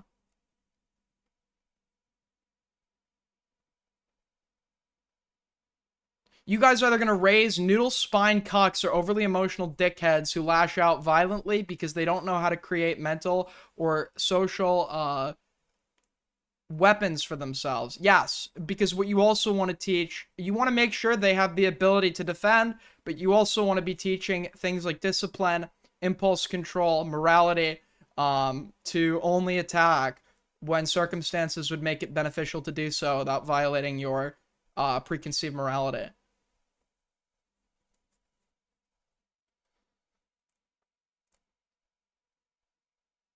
I'm a fine son. I just don't have anything in common with my parents on anything ever. So it's like I don't really. There's not like a whole lot to socialize about, is there?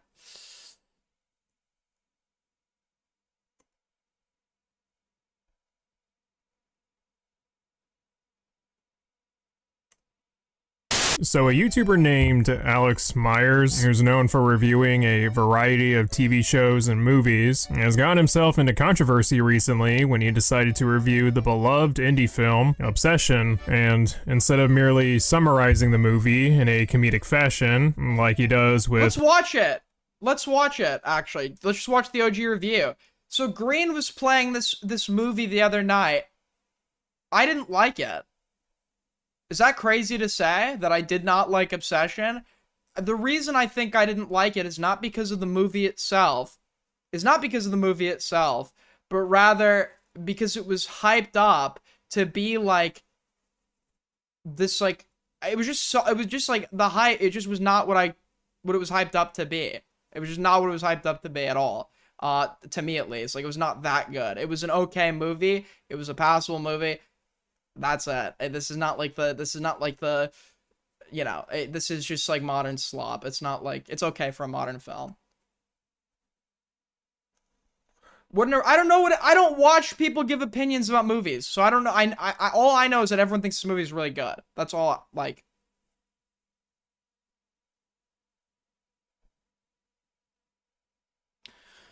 Modern slop? Yeah, I just can't enjoy modern films. I don't know why. It's not like, and you guys are gonna think I'm doing I'm just trying to sound cool. You must sound so. No, I hate people that do that shit where they pretend to be into fringe media to like. No, the popular stuff is good sometimes. One of my favorite movies is The Dark Knight. Like, come on. But I just have not really been into modern films all that much. To be fair, I skipped out on some of the good ones like Oppenheimer. But the last recent movie that I watched was Sinners. I was stoned as fuck though when I watched it. That movie was okay. Once again, it was okay, but it was not something that I would really remember all that well. Like, it was not very, like, it didn't stand out. Nothing stands out, okay? Nothing. You don't sit there and, like, there's a certain feeling. I don't know how to describe. I haven't had it very often. But this was happening when I went and binge watched famous TV show. You might have heard of it, Breaking Bad.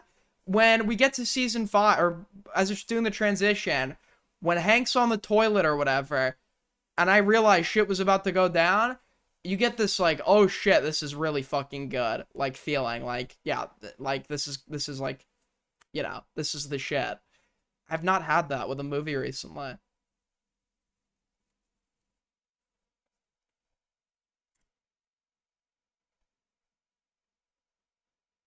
Just like that wow sort of feeling, I guess.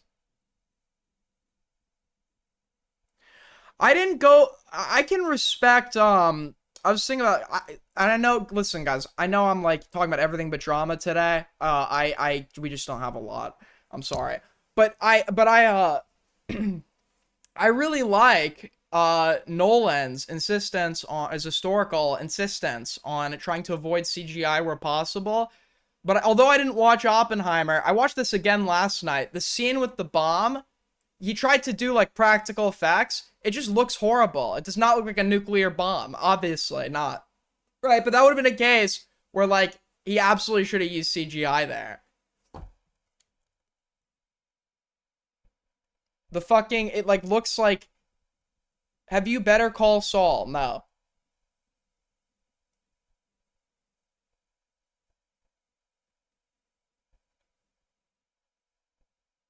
I also wanted to check out that anti-immigration movie on I don't know if you get away with watching it on YouTube. The one with what's his name? Army Hammer, whatever the fuck the dude's name is. The cannibal guy.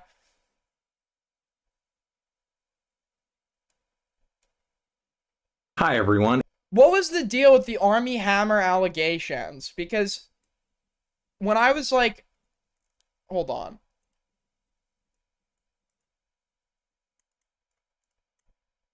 When I was like looking, I saw some preview for a docu-series on it, and they were like, listen, I'm not like a big sexual guy here, but like, if you know about like BDSM and stuff, like people could be into some pretty weird, like hardcore shit, right? Involving like hurting other people that would never actually go and hurt other people, but it's like that's what they're sexually into or whatever.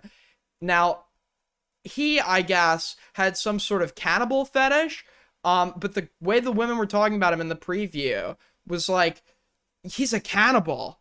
And it's like, you could tell this is just like a fantasy. It's like weird as fuck, right? How are you into, you know, like, obviously I'm not into cannibalism sexually or anything. Just like when I'm hungry, I eat people. You know, I don't get any fucking sexual thrill off of it. But in regards to him, they were like treating that like that was an actual, like, that actually made him a cannibal. Anthony Fantano here, internet's busiest music nerd. Hope you're doing well. And it's time to talk about the most hated and controversial review I have on... Yeah, but I don't give a fuck unless he's actually eating the women he fucks, right? Like, there are women that are into pretending like they're getting raped. Do I actually, like, think they're doing something? Do I actually think that they're gonna go rape somebody or go and get themselves raped? No, not necessarily, no. On this YouTube channel. My review of Hall... Oh, wait. Okay, you have the original link.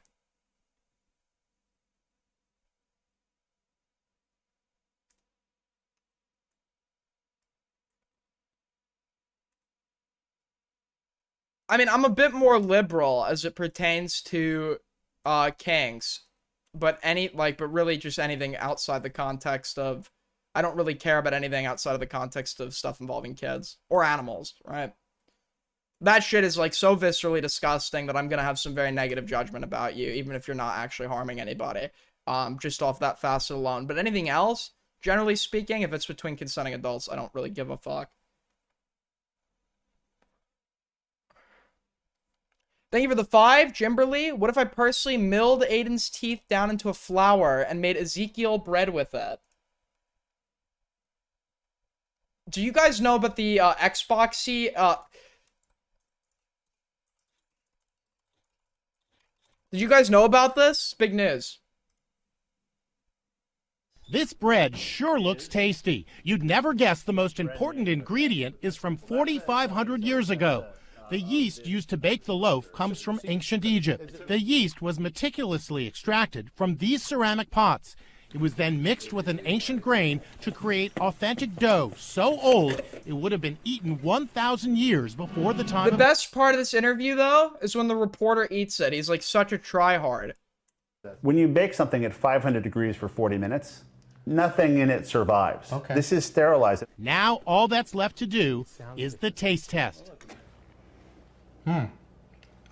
Chewy, dense, rich, delicious.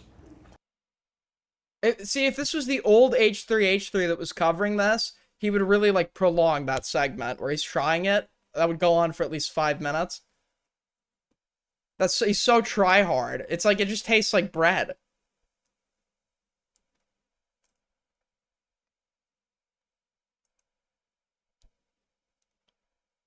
Chewy, rich, dense, delicious. All right, so we have the original Obsession review on PreserveTube. It's like the meme of the guy trying ice cream, yeah. Warning, this video is an attempt at a good faith nuanced look at the fictional movie Obsession and the characters therein, which will probably upset some of you for some reason. You know, I don't think I've seen the internet freak out about a movie like they have with Obsession. At least not in a long time. Maybe K-pop Demon Hunters was the last time where like everywhere you looked, everyone had an opinion about it. I've never heard of this movie before, I'm not kidding.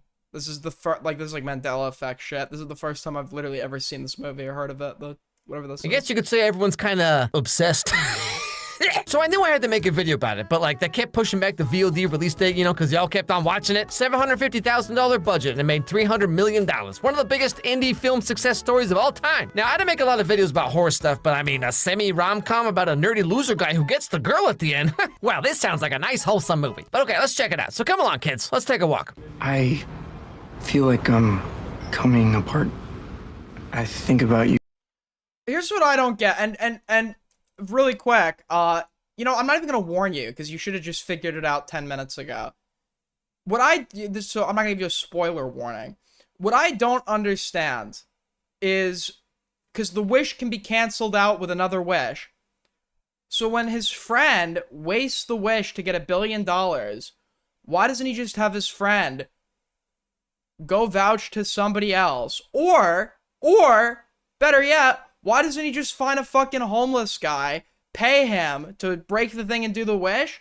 The guy's not gonna think it's real, but say, if you say this line after breaking this thing, I'll give you $100 or something, right? And then the homeless guy can unwish his wish. You all the time, Nikki. And I try not. Who's gonna believe him? They don't need to. You could say, if you go to a guy on the street that just is looking for some fucking money to eat, and you say, can you just like break this thing and say a sentence? Of course he's gonna do that. Doesn't matter if he believes you or not. $5 from Jimberly. I'll tell you one thing. I wouldn't waste a good set of fingernails like Aiden does. True. That is true. Too.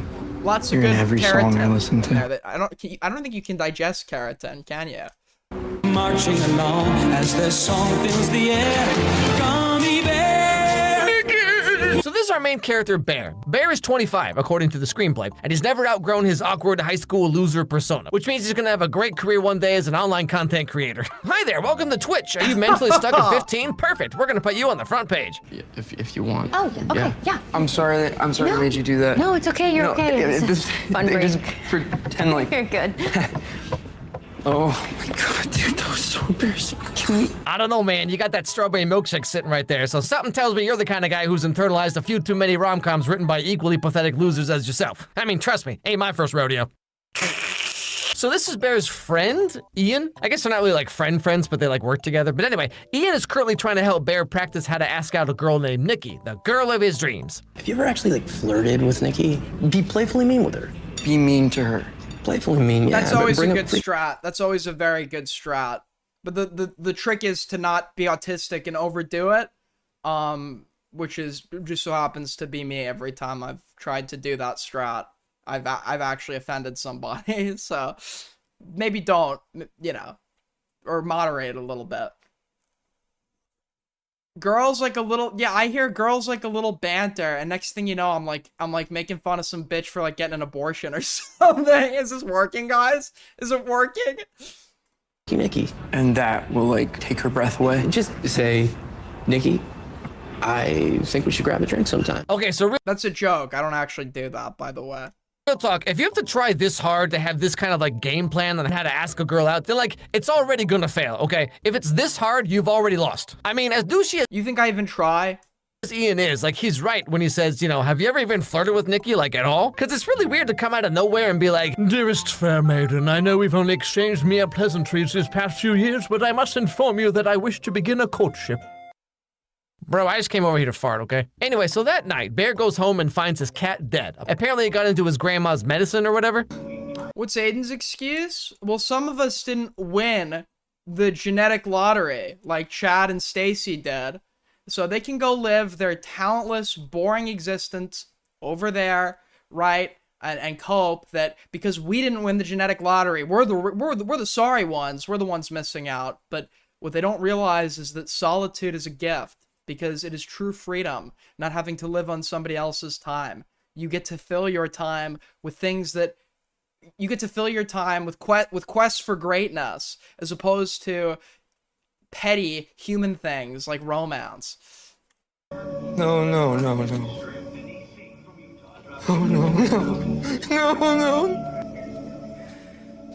How did you get into these? Little backstory. So Bear's living in his grandma's house, who recently passed away. So, you know, it's full of all kinds of grandma stuff, like insanely racist paperweights. As you might imagine, Bear's got a lot on his mind. His cat died, he has no idea how to ask out Nikki, he's walking around with this haircut, like my dude can't catch a break. So it's Wednesday night, which means trivia night, because Bear and his friends are super cool. The team is Bear, Ian, Nikki, and their other friend Sarah, and they all work together at this like music shop place, which seems to have a lot of employees.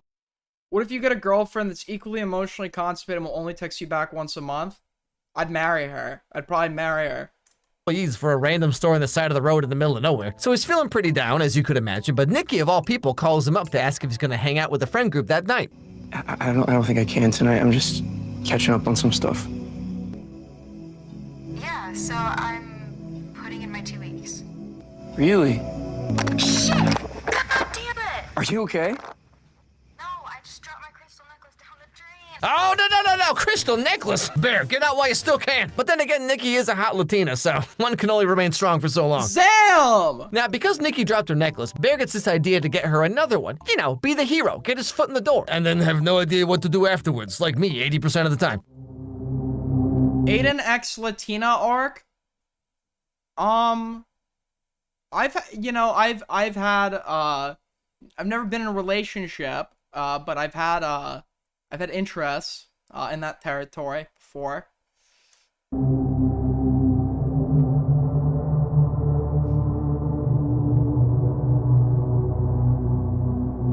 If you get married, would you sleep in separate rooms? I wouldn't want to, but I probably would just because I'm up at night. And if like it's somebody that has a hard time sleeping, I'd be in and out of bed all night. So.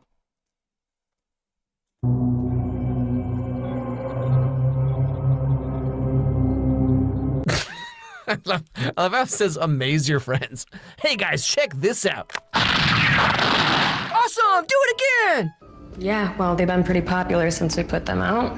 You know, everybody wants a wish. Some people don't open them, but the people who do, you know, come back and complain. Or it does work and it like ruins their lives. Or they die or wish they were dead. Ah, yes, Aiden, a Latina would eat you up and spit you out. You fuck with her and you were a dead man.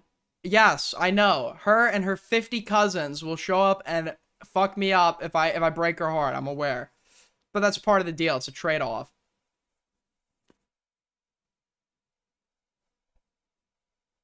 I mean, I'm like weird because I've the idea of having somebody like obsessed with you or whatever that's always there for you, like on paper, sounds a little bit appealing, but then like also like you like your emotional distance or whatever.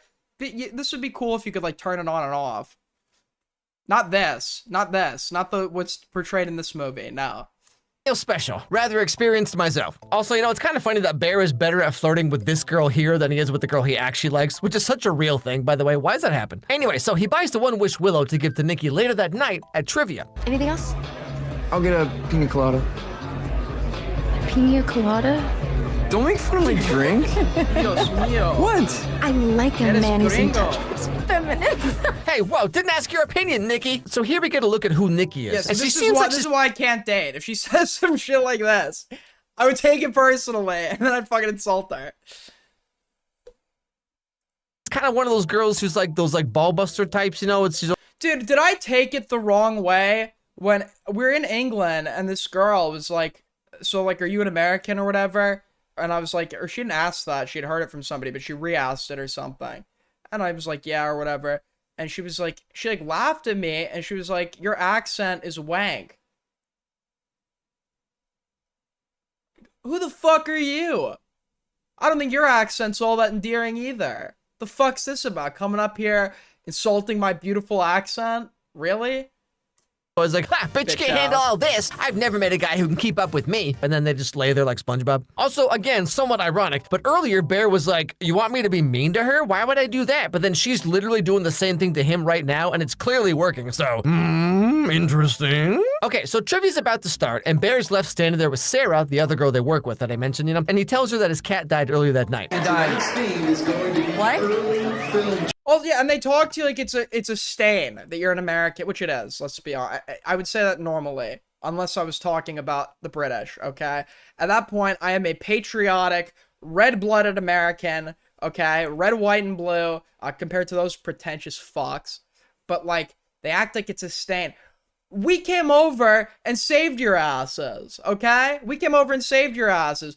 We wanted to, when we tried to break up, and did, inevitably, you made it fucking hell. You made it hell for us. And we still have the decency to come in and save you with your new, in the shit you got tangled up in with your new side hoes, okay? So maybe the Brits should show some fucking respect. Sandy died. Okay, this first one's a two-parter. What? And you have to answer. Well, I know we went into World War I, but it was not as unilateral as a save as it was here. Here we go. Really? This animated film features a blue genie. Here, I'm so sorry. Wait, hold on, back up. So the trivia topic was early film trivia, and the question was, this film has a blue genie that grants wishes. Maybe she's flirting. I can't tell. I honestly can't tell. I really liked this girl when I was in high school, and we were like, we were talking like a lot. We were in the library for hours one day or whatever. And she wanted me to walk her to class or something. She's like, will you walk me? I'm like, why? Are you like lost? Or so I was like so autistic. I was like, why would I walk you to class? Why? Do you not know where your own class is? We're halfway through the year. What are you talking about? Ah, yes, the ancient year of 1992. But more importantly, so here we get a look into the dynamics of the whole friend group, okay? So Ian is kind of like a douche, right? Nikki seems like one of those girls who's one of the guys, you know? And Bear has a huge crush on Nikki, even though Sarah over here is clearly into Bear on some level, and he just, like, doesn't notice, doesn't care. So Bear's choices are Crystal Mommy or Septum Girl. So this dude never stood a chance. Like, you might as well put that chastity belt in your Amazon cart right now, my dude. Anyway, so trivia night's over and it's time to go home. Nikki needs a ride, and so of course Bear's like, Long day. I don't want to go to the next fucking bar with My you guys. car's headed to Doritos. We could drop her off on the way. I can take you home. Okay. Ian, get your girl home safe. You know the best type of woman, this is the best type of person, really. It goes both ways. But the best type of woman is one that is direct, even when it's annoying as fuck, okay? And I realize that, sometimes I have been annoyed with people for, this is actually an admirable quality, to just say what's on your mind exactly and directly, regardless of who it hurts. And the best type of woman is one that will say, I am mad at you because, that's a keeper, or I think that you're a fucking asshole because, best type of woman, hands down. Like that.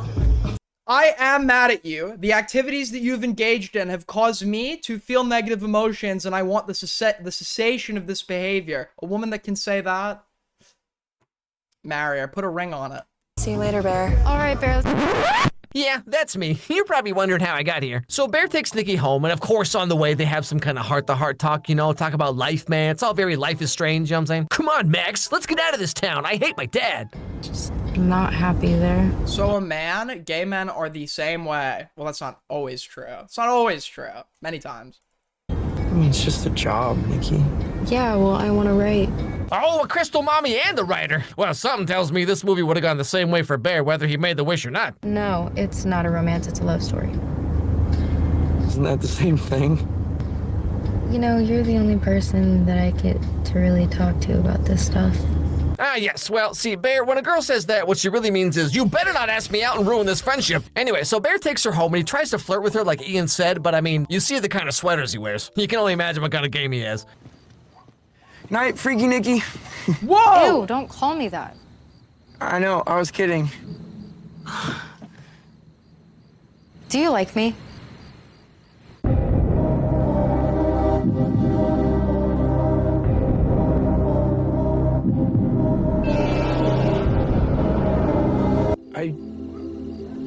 I think we're good friends. What? My dude, she's leaving anyway. This is your chance. She says, do you like me? And then you say, what? Yes, I do. Also, apropos of nothing, I'm gonna get a haircut, so don't worry. But alas, he says no when she goes into her house. One wish well. Made your friends, you only get one wish. I wish Nikki Freeman loved me more than anyone in the Shrekin. Why would you use this on a woman? Oh, sorry, on a person in general. Why not think this? I guess he doesn't know that it's real. He doesn't know that it's real. Even then, okay, I don't think it's real when I blow out my birthday candles. I still fucking wish for something important.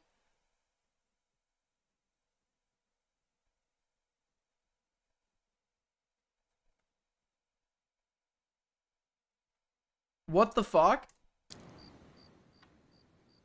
Okay, so jokes aside, up until this point, Bear was just a dude with a crush on a girl that he was too scared to talk to. Okay, a story of my life. He pulls out this. Sounding like you didn't watch the movie, I missed the whole beginning. So I watched from the part where... what was the part that I watched at? It was the part after he, like, he realized, like, his cat, I think he thinks she killed his cat or something. I watched after the obsession had formed. So you didn't... I was in VC, everyone saw me, I was there. And I said, what did I miss? Did I miss a whole lot? And it's in logs, so I'm not lying about this. Somebody said, no, nothing's really... It's still the beginning. So I didn't think I had to go back and watch it. $7 wishing toy. He's like, golly gee, I sure wish Nikki loved me too. But here's where everything changes, okay? Maybe you want to come inside? I mean, I did just lose my cat. Aiden, there are 500 witnesses. Green was showing this movie in VC the other day. I was there. Where? You lost your cat? Oh, wait. I mean, you lost your cat. Thank you for the 10. Okay, I'll rewatch the fucking thing tonight, okay? I'll rewatch it tonight. Thank you for the 10, Jimberly. You're at a bar and you're on your 5th glass of cab sav, and a stunning truck driver with supple jowls is leering at you across the room. He does the thing where he flicks his tongue between his fingers. What are you doing? Breaking the glass and cutting my jugular. I'm so sorry. So as you can see, Nikki's starting to act a little out of character. She's saying things that don't make sense. She also demands to go over to his house to spend the night. Yeah, I'm sorry. Yeah. Nikki, why? My dad's dying. And you know, to Bear's credit, he's not immediately jumping at the chance to take advantage of her or whatever. Like, he gives her privacy and space. He doesn't want to make it weird. He turns around when she takes her shirt off. And like, based on what people were saying about we love a respectful king. This movie online, I expected Bear to be this like horribly angry, misogynistic incel dude, right? But like up until this point, he's just some super socially awkward loser who has a crush on a girl, and he uses a $7 wishing toy that he assumes is not going to work. And then when Nikki starts acting like this, he's very confused and put off by it. What were you doing? I was just going to the bathroom. Are you able to watch a movie without playing a game in the background? I am, but I choose not to. I like to be doing something while I'm watching something. If it's not a game, I'll be doing homework, or I will be... I'll look for something to do. I need something to fidget with or play around with. Hold on, guys. I just gotta pee. I know. Typical Aiden stream. But this guy has to go take a piss. Give me 2 seconds, guys. I'll be right back. Yo, can you guys hear me? My PC crashed during the break. I don't know if anybody's still here. Streamly PC crash. I know. Pissed on mom. Okay, I'm back. My bad. I don't know. Everyone probably left, but it's okay. Great job, buddy. What am I supposed to fucking... I can't help it. Hold on, my shit's booting up. Alright, good, cool. Cool. If you're here for my piss breaks and my PC crashes, you're a real one. We all ditched you. That's what everybody does, man. That's what everybody does. I'm such an edgelord chungus, guys. Alright, where is the fucking, alright, here we go. Preserved tube. Thank you, Blurg, by the way, for the link. Warning, this video is an attempt at a good faith, nuanced look at the fictional movie Obsession and the characters therein, which will probably upset some of you for some reason. You know, I don't think I've seen the internet freak out about a movie like they have with Obsession. At least not in a long time. Maybe K-pop Demon Hunters was the last time where like everywhere you looked, everyone had an opinion about it. I guess you could say everyone's kind of obsessed. So I knew I had to make a video about it, but like they kept pushing back the VOD release date, you know, because y'all kept on watching it. $750,000 budget and made $300 million. One of the biggest indie film success stories of all time. That could be a little cool. More red on screen, more red. We gotta change the opacity.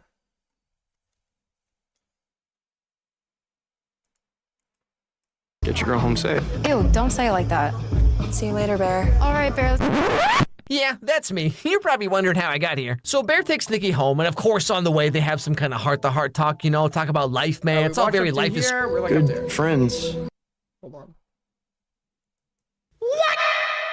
My dude, she's leaving anyway. This is your chance. She says, do you like me? And then you say, what? Yes, I do. Also, Think apropos of the two, nothing. Patrick, pissing on a computer, typical of you, Aiden. That is not, in fact, typical of me. I'm gonna get a haircut, so don't worry. But alas, he says no when she goes into her house. One wish will amaze your Already watched friends. You here? only get Alright, one hold wish. Quiet. What were you doing? What would you guys wish for? What would you guys wish for? I was just going to the bathroom.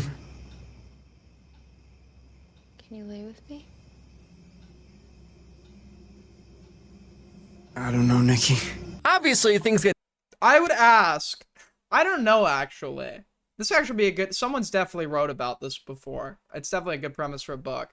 But I would ask for a supercomputer that could tell me the answer to any question. Like a computer, like you input a question and it can answer with accuracy any question you have. The only issue I have with that is if you know everything or can know everything and there's no unknowns, life sounds boring as fuck, doesn't it?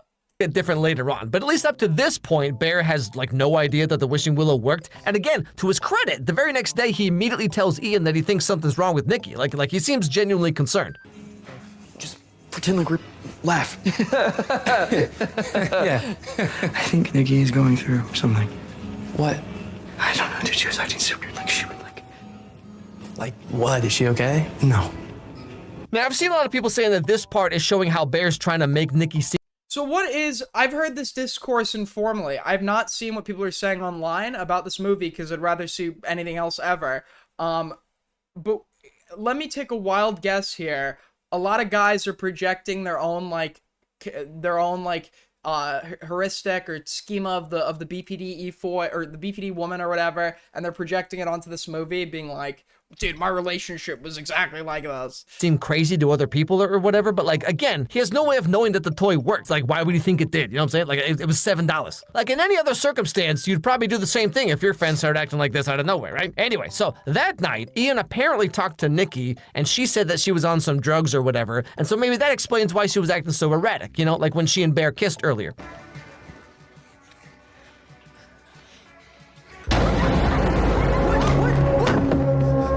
So sorry. You kissed me. I know. I thought I saw something. So at this point, Bear thinks that Nikki was acting weird, kissed him, freaked out. You know, there's an old story that a guy told me once, and I think you really want to hear it, and I'm not telling you this because we have no content. All right? There's this guy, all right? He's down on his luck. He's poor, all right? He's poor. It's a big one. Got no money, all right? He wants a family, but no women want him, so he got no bitches, he got no kids, right? And really wants a family. And he's blind. He can't see. So he's got a lot of problems. And one day, a genie comes to him. I guess there's no lamp in this story. And he says, I, for whatever reason, have decided to give you, sir, one wish. Of whatever you want, you get a singular wish. So, the guy, he's got 3 big dilemmas. What exactly is he going to wish for here? What's he going to wish for? Well, what does he say? What does this beautiful, clever bastard say? He says, I wish to see my children eating off a plate of gold. He solved his vision problem, because how would he see it if he can't see? He solved his bitchless problem, because how would he have kids if he didn't get with someone? He solved his no kids problem, because the wish entails kids. And eating off of gold plates kind of solves his money issue. Not in today's economy, but certainly helps. Etc. because she was on drugs, right? So again, to him, in this moment, it all seems totally above board. But then, out of nowhere, Nikki goes over to Bear's house to apologize. I was on MDMA, so if I was weird, that's why, and not saying that you took advantage of me. Nikki, I didn't know you were on drugs. That's what I'm saying. I'm not saying that. Not saying what? You took advantage of me. I don't think I didn't. I know, that's why I'm saying you didn't. Okay, see, this is my point. Like, given the circumstances, Bear's being pretty normal about this, okay? Given what he does and does not know by this point in the movie, like, he could have slept with her, or he could have taken some kind of advantage of her, but he was rather gentlemanly at the time. I mean, you know, for a guy who has this many Cosby sweaters. Wait, do you think this was on purpose? Like, do you think they dressed him like this intentionally? I really like what we have, and I want to be honest about some things, and it's really important for me. It's okay. I know you like me, Bear. Why do you like me? Would it freak you out if I said yes? And thus begins their relationship. They start dating, hanging out, kissing, doing the devil's tango. And Bear's finally living the life he always wanted. Hot dog. Turns out Nikki was in love with him the whole time. What do you want to do? I mean, I've never really asked. Well, that's not all your fault. Call me a closed book. Well, I guess the good thing about a closed book is that I can return it to the Scholastic Book Fair and exchange it for the new Animorphs book. Maybe this is the one where things finally start making sense. Aiden always be watching some bullshit. Well, what have you put in my inbox that's better? What have you put in my inbox that's better? No, it still doesn't.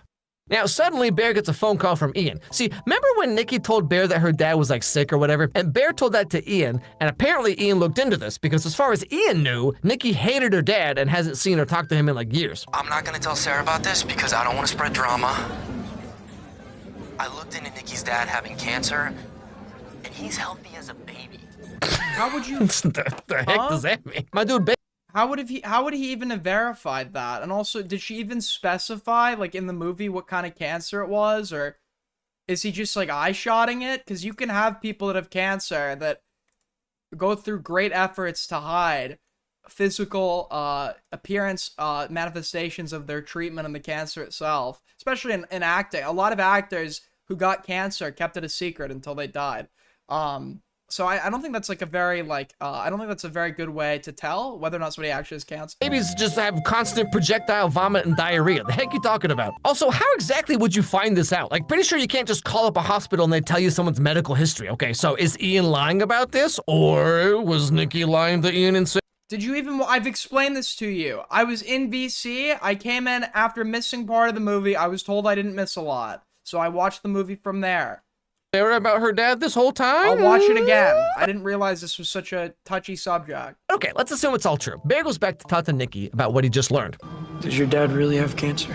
Oh, no. Why would I lie that I've seen this movie? Other people were there. People that you know saw me see this movie. How would I even get away with lying about that? Oh, no. What? No, no, no, no, no, no, no, don't do that!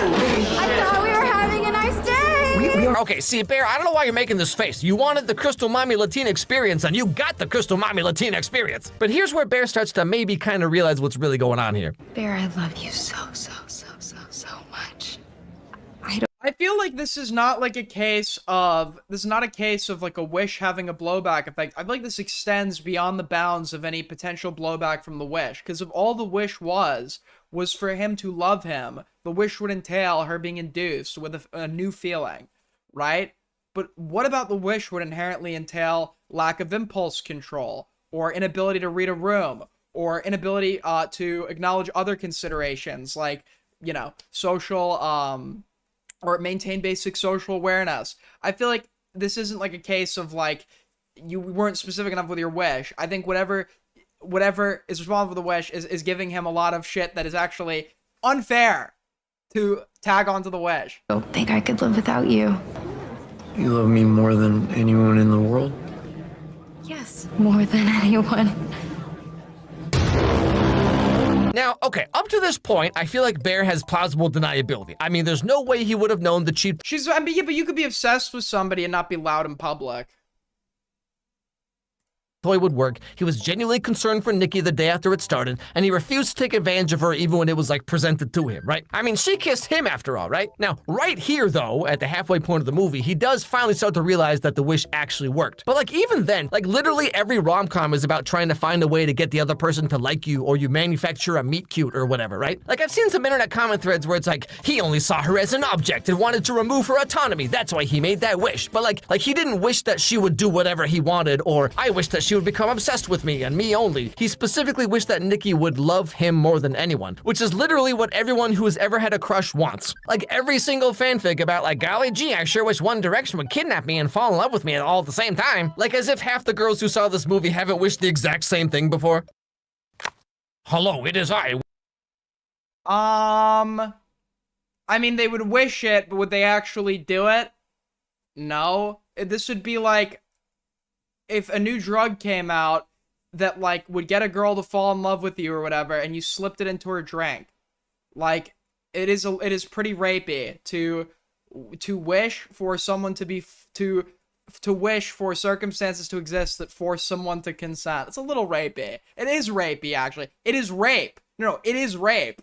Actually, if the person is only fucking you because a higher power has forced it upon your insistence and wish for that to occur, this person is actually not able to give you consent, and it's rape. Okay, there are drugs that are the purpose is exaggerated. There are absolutely drugs that can induce, and pheromones, etc., that can induce feelings of, love, but it's kind of overstated how effective or specific that is. Like the other big one people talk about, what is it, sodium barbitol or pentothal, I think. It's either sodium pentothal or barbitol, but truth serum, right? Everyone's like, oh, this thing will make you tell the truth, or whatever. It's more like it makes you more open to suggestion. Doesn't inherently mean that you're always telling the truth. Or Willem Dafoe from the movie The Lighthouse, and I've secretly been in love with you for years. Like, you have to look at the context, okay? If Bear had gone to the store specifically and been like, hey, do you have something that'll force a girl to fall in love with me? Or if he, like, searched on the internet for some kind of, like, weird ritual that's gonna make anyone fall in love with you, then yeah, that's some funky, funky stuff, man. Or, like, later on, we find out that maybe Ian and Nikki have been hooking up, right? But Bear doesn't learn this until the very end of the movie. So, like, for example... Oh, it's sodium thiopental. Well, if he'd found this out at the beginning of the movie, and he was like, oh, so Nikki's just some slut that bangs every guy except me, huh? Well, I'll show you! Then yeah, he'd be like some misogynistic incel. But for at least half of the movie, he has no idea that this would work, and in fact, he's concerned for Nikki when she does change. To me, at least, it totally seems like a fanfic or whatever that he thinks would have no way of actually coming true. I'm not saying Bear is a blameless, innocent victim, okay? But I think some of you are a little too quick to attach motivation and subtext to this character that is not based on the movie. Like, it really seems like some of you want him to be a horrible, incel, intentionally malicious guy, regardless of what actually happens in the movie. Even the guy who... Well, it's almost like a lot of people are going to be watching this projecting their own experiences and preconceived biases to their interpretation of the media,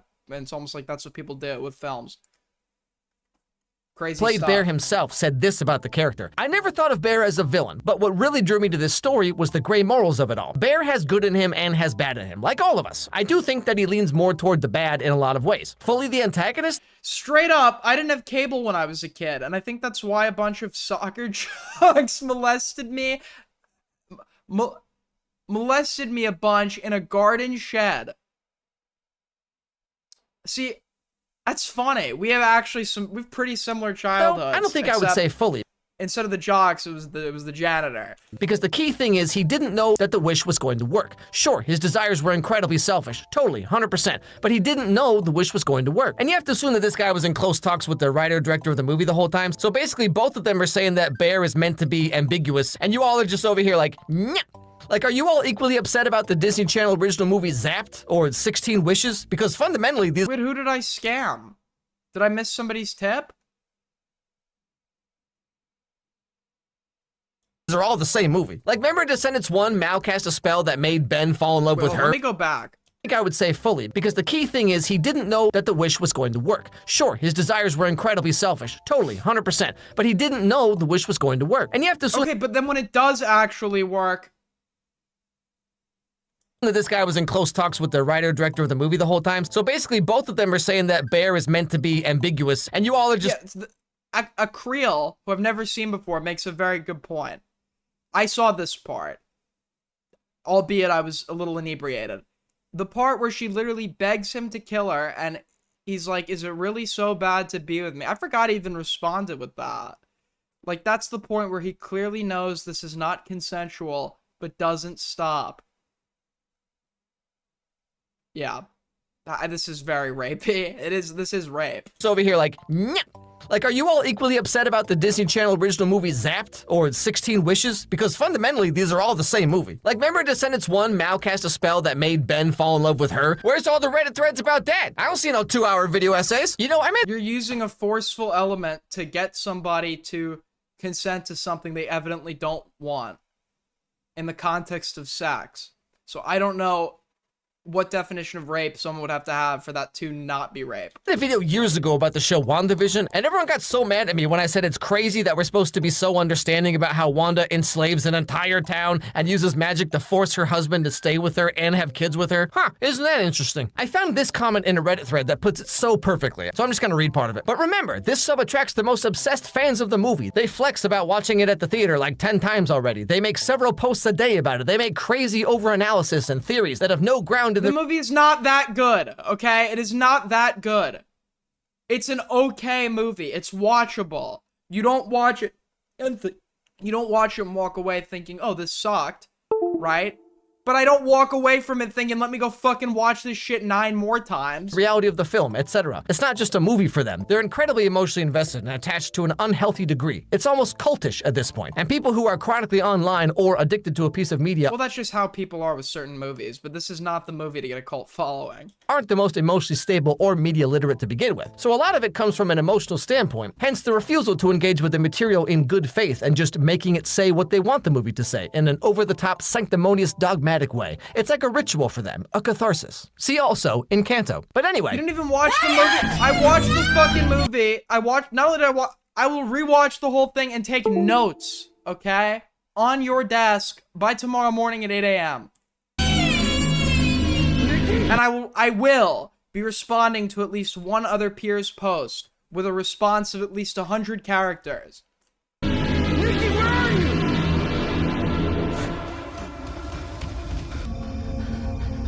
So the movie goes on. Nikki gets more and more insane. She walks around like this. She cooks up his dead cat and feeds it to him. She waits for him to come home so long that she pees herself.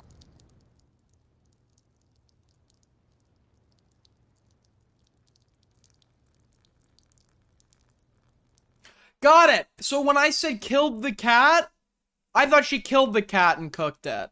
I didn't realize the cat had died before. That was the detail I missed.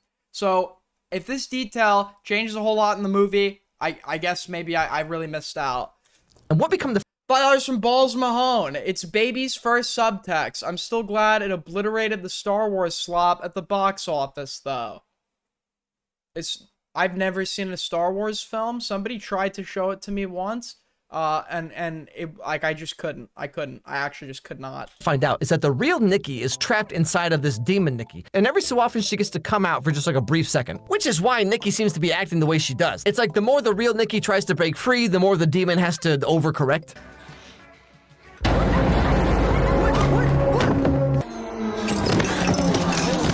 I mean, he is the villain of this movie.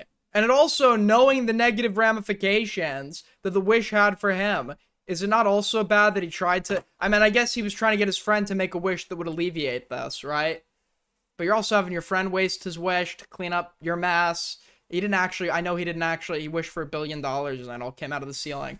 But, all of this is because of him.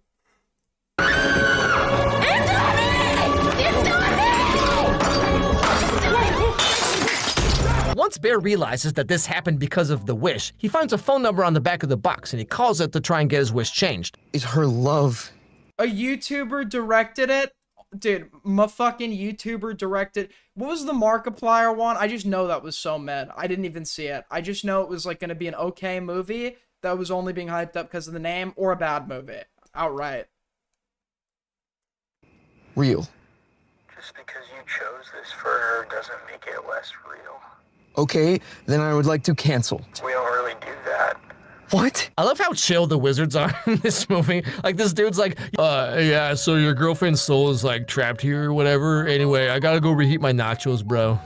Glaucoma or something. Do you want to talk to her? You want to talk to her? Who is that? Nikki. Now, just to be clear, I'm not defending all of Bear's actions, okay? Because at this point in the movie, he knows the wish worked, and he knows the real Nikki's soul is like trapped or whatever, but he keeps on dating her and tries to like continue on as if this isn't the most horrible situation anyone could imagine. Although, to be I feel like the way to get out of this is so easy. Just get a homeless guy to unwish the wish. It's like literally that easy. I mean, it would be a little fucked up because that guy could probably wish for a house instead, but he wasn't going to believe it anyways if you have to pay him to do it. So, fair, what is he supposed to do? Because if he breaks up with her, she's going to hunt him down. And the only other choice, as we learn, is that the spell will break if he dies. What the hell? What can I do then? When you die, the wish will go away. You're sure there's nothing else I can do? Yeah, I mean, as long as you live. Sounds to me like you have a moral obligation to be there for her. Another option appears when the real Nikki is able to speak very briefly while the demon Nikki is asleep. You are you, Nikki. Please don't wake her up. Just kill me. Now, this is another part I've seen so many posts about that I find so baffling. Like, I've literally seen people say, like, if Bear truly loved Nikki, he would have killed her when she asked. Cause, like, it's just that easy, you know? And then what? He goes to prison for life? Obviously, he doesn't want to do that. Also, it's well established in this movie that he's like a low self-esteem, probably depressed loser guy. So, like, of course, he's not gonna suddenly do this completely out of character thing. Now, that being said, his reaction to this is... I mean, he could have at that point chose to, like, not have sex with her anymore. Very telling, though. Or sorry, not engage with a romantic. I get maybe it would be inconvenient to leave because she would track him down. So maybe you've, like, gotten yourself into a fuck situation where you're gonna have to take care of her. But not get sex out of her. What would be so bad? Like, this scene, I totally forgot about this. This scene also just sort of definitively shows you this is rape. Bad about being with me. Okay, Bear, see, I was trying to be fair, okay? And then you go and you say that, like, maybe everyone's right about you, you know? And this is further solidified when he knows it's not the real Nikki, and he knows the real Nikki is trapped, but he still keeps going on like this. Tell me anything you want me to No, be. don't say that. Anything you want me to be. Let me be Nikki. You're not being like me. I cannot be Nikki! But this also brings up another interesting thematic element of the movie, I guess, which is like people are saying, you know, if he truly loved Nikki, then he would do this incredibly selfless thing for her. But remember, his wish was not that Nikki would become obsessed with him. He wished that she would love him. So why isn't her love for him as selfless as you're claiming that his love for her should be? You know what I'm saying? Again, I'm not saying Nikki's the bad guy or Bear is some like blameless victim or whatever. I'm just saying there's many ways you could look at this movie. Like maybe the wish didn't work at all. Maybe Bear's just that cool. You ever thought of that? But anyway, so the very end of the movie, Nikki has killed Sarah and Ian. I don't know what way you spin this where he's not the bad guy. I honestly, I don't, like, and that line is crazy. That line he just said is fucking crazy. Bear realizes that there's no way out of this unless he dies. So he eats all the rest of his grandma's Flintstone vitamins, I assume, and dies in the arms of Nikki, who is finally freed from the spell.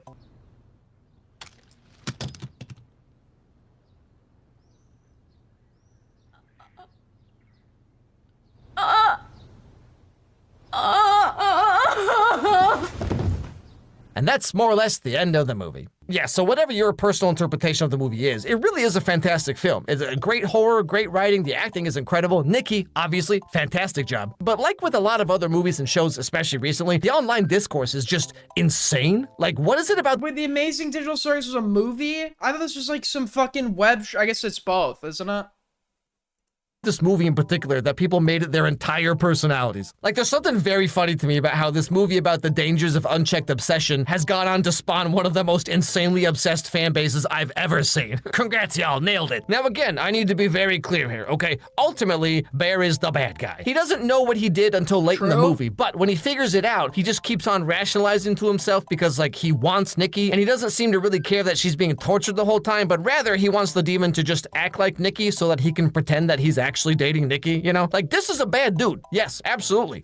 There's also probably a part of him that would be, like, in denial and trying to convince himself, I guess not with what she's doing now, but it's like a situation where you know that the outcome is gonna fuck someone, always you, one way or another, and you're probably, like, there's gonna be a part of him that wants to justify the situation the way it presently is, so that he can avoid the outcome of having to kill her or himself. Nikki is Still completely rape. innocent. Her life is forever ruined because of some depressed, selfish loser guy. Okay, yes, like that's the outcome of the movie. But how we get to that point, I think, is a lot more nuanced than a lot of you were giving the movie credit for. Okay, so this guy apparently deletes it. Okay, so how does this end with, like, that was, like, this guy had, like, bad takes here or whatever, especially when he's, like, you know, why wasn't her love for him selfless or whatever, as she's, like, being held there under, like, duress and coercion and possession. But apparently, like, this actually became a drama over this review or something. So let's take a look at, Diesel Patches. I know, you guys are probably not a big fan of his. I've known Diesel for a very long time. Well, on and off. So a YouTuber named Alex Myers, who's known for reviewing a variety of TV shows and movies, has gotten himself into controversy recently when he decided to review the beloved indie film, Obsession, and instead of merely summarizing the movie in a comedic fashion, like he does with most of his other videos, Alex decided to also provide a nuanced take when analyzing the protagonist/villain of the movie. The thing I hate the most about Obsession is that my dad used to throw batteries at my cat when she got stuck in a tree. W Dad? Bear, and based on how the video was received by viewers, it didn't go so well. Choosing to defend Bear is a weird hill to die on, honestly. This is weird. Bro, I can't believe anyone can watch this movie and end up thinking Bear is the victim. I like how you made— I can. On a very surface level, I understand how people that don't, like, engage critically and are just looking on the surface can maybe walk away from this feeling bad for him. But when you actually, like, consider it, the factors at play, the implications of you know, the implications of consent in this context, in this fantasy context, you know, then you begin to realize more so, obviously not the good guy here. an entire video about how the rapist is actually a misunderstood nice guy with no game just like you.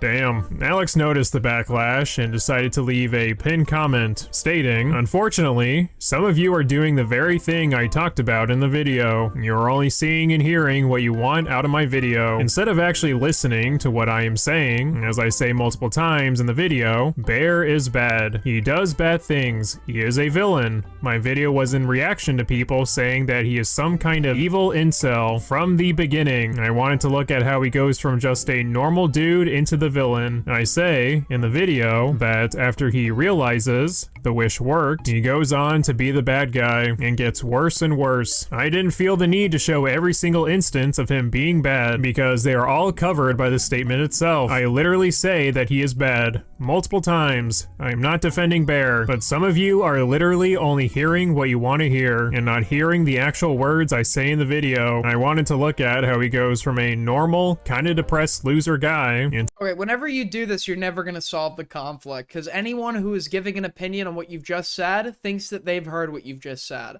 So saying that you're not actually hearing it sounds like a cope, right? You could say, oh, you're like not considering that I said X or that I said Y. Just stating, you don't know what I said, you didn't hear it. Nobody's going to agree with you because of that. That's a useless comment to make. Obviously, they think they did hear it because they're giving their fucking opinion on it.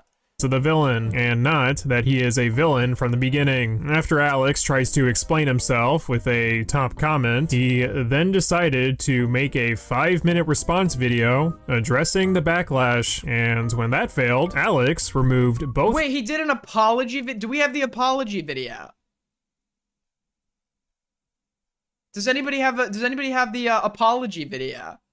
videos and left a community post saying, "I have taken down both videos relating to Obsession. I am sorry to those who were hurt by them. I will be more mindful of my..."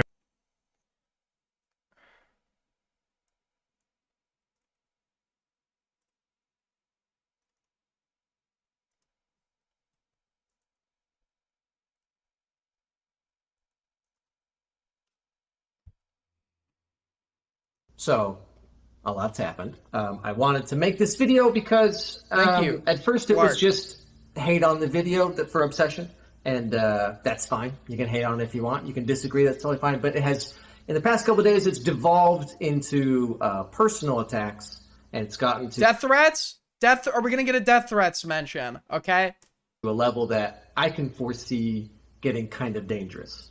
Some of the things some of you are doing and saying is it's gone beyond just the video, and now it's become rather serious. I want to make this video. I'm going to keep it brief. I have my phone with me because I took some notes. I don't want to miss anything. And just to okay, well, why'd you spoil it, Cloud? Clear some things up. So first of all, I'm sorry if I worded my video in a way that made it sound like I am defending rape or pro-rape in some way. That is very much not the intention of the video. As I said in the beginning, it very much was meant to be a good faith sort of attempt at sort of looking at this movie as a work of fiction, as a piece of media to be consumed the same way you would do with a book or anything like that. So just to clear things up, sexual assault is bad. Bear is bad. What Bear does in the movie, very bad. Bear is the villain of the movie. I think I said this in the video. Maybe I wasn't clear enough. That's my fault. Bear is the villain. Bear does many, many bad things. I elected to not show every single bad thing he did because... I mean, to be fair, he does say that, and he does say at the end, but like when Bear makes the obvious, like the statement that would definitively lead you, even if you were forgetting about that statement, you'd still understand the situation as rape and sexual assault. But when he makes that statement, like or when she says that in the bedroom and he responds with that or whatever, he says something akin to, you know, I've been trying to like defend or something about it. I don't think he said defend you, but like then you go and say something like this, implying that his view prior to that statement was more favorable of Bear, but prior to that statement there was still enough evidence here that this was sexual assault or rape, right? But he's correct that in the context of like the consumption of fantasy media, these sort of implications, etc., might not necessarily be going through anyone's mind, but this is a movie I feel like that directly is asking you to consider the implications of the dynamic, right? So it would be very hard to ignore that all this is occurring, you know, against her will. A, the video was already very long, and B, I had already said that he was bad, so I didn't feel the need to show every example of that because I tried to make it clear that from... Yeah, but him calling Bear bad is like it's like Ethan being like, it's like Ethan Klein. Ever heard of that guy? When he's like, you know, but I said what Netanyahu's government is doing is bad. I've said I'm pro-Palestine or whatever, but 90% of the coverage is apologia or obviously sympathetic coverage to one side, and when there's that occasional denunciation off of the most extreme example that can not possibly be defended by anyone trying to come in as like a good faith defender or whatever, they'll offer up like a token, like a little token there, like I think this is bad or whatever, but you could obviously tell their vested interest is in defending one side over the other. That's like the vibe. I mean, obviously it's not as serious or deep here, but the vibes you get there is that like he's obviously way more sympathetic to the guy. Like the diner scene onward, he is bad. So what he does is bad. Having sex with Nikki after the diner scene, bad. Trying to alter the wish, bad. The full reaction to sleeping Nikki, talking to him like in her sleep or whatever, I didn't show that full thing because I thought I had already said that he was bad, and so his reaction to that is very bad and very telling that he is in fact the villain. I mean, he did show enough of that scene where it still looks rapey. I can't remember everything in the movie, but just everything he does after that point is bad, and it gets worse. And I tried to make that clear, and if I didn't, I'm sorry about that. When I said that, of course, he's not going to... I'm not taking a side here. I'm just looking at this strategy-wise. This is not going to work.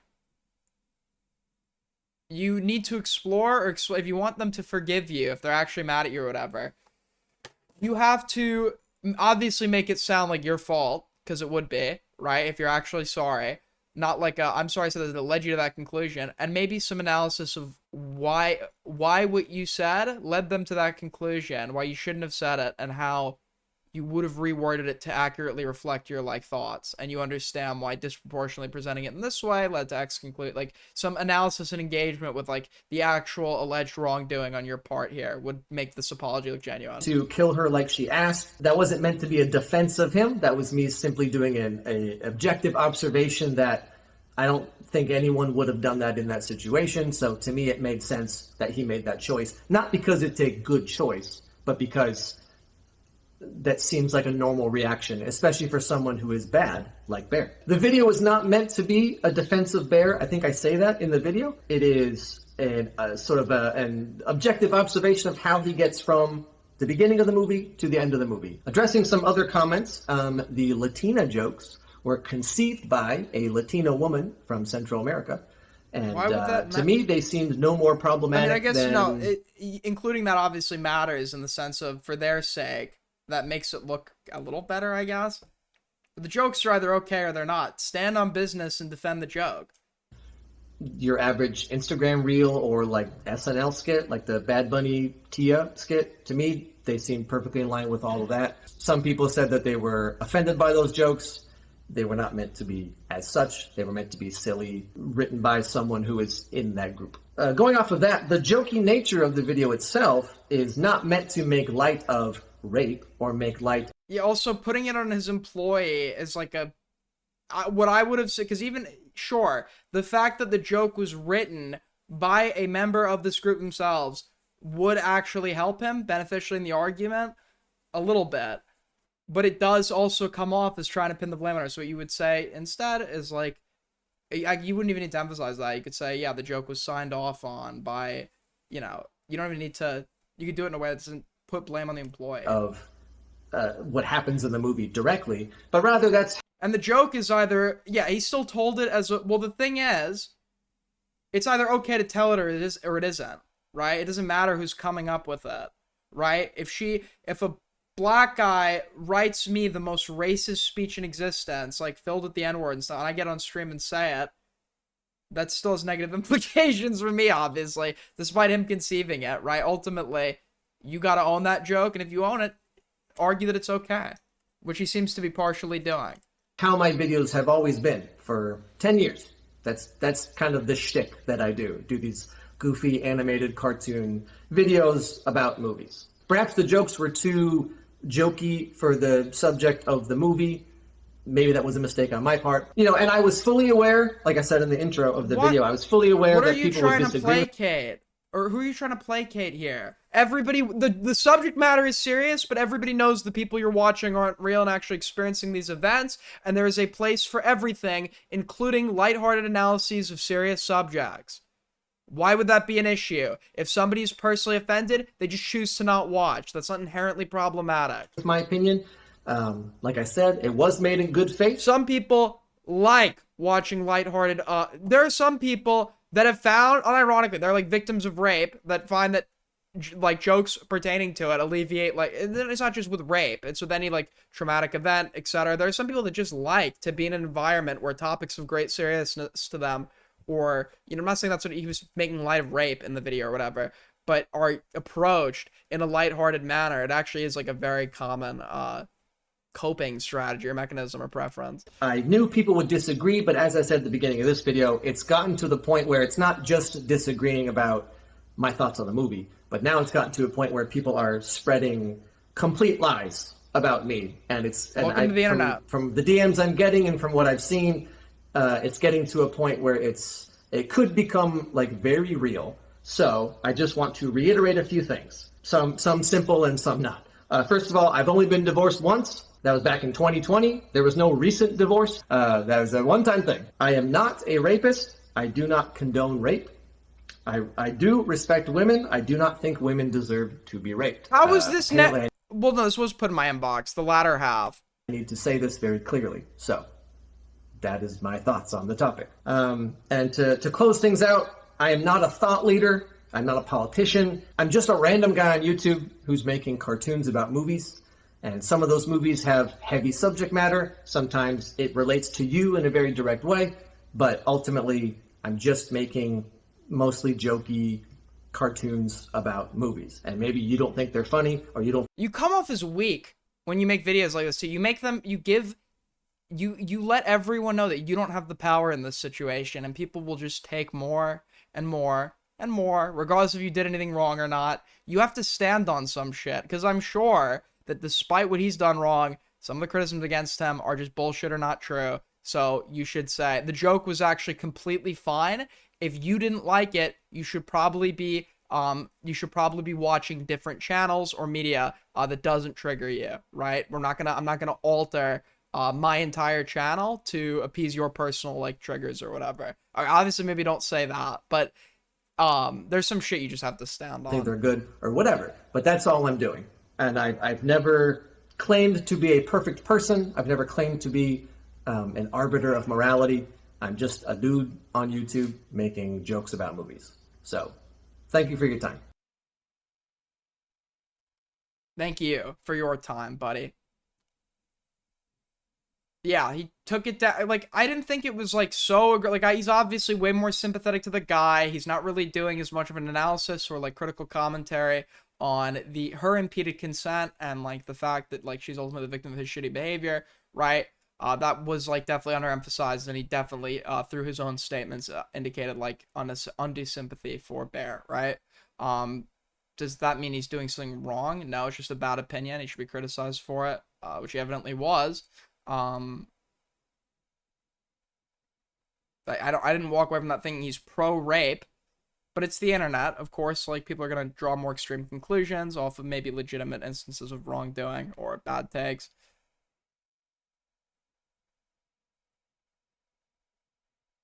But what does his divorce have to do with anything?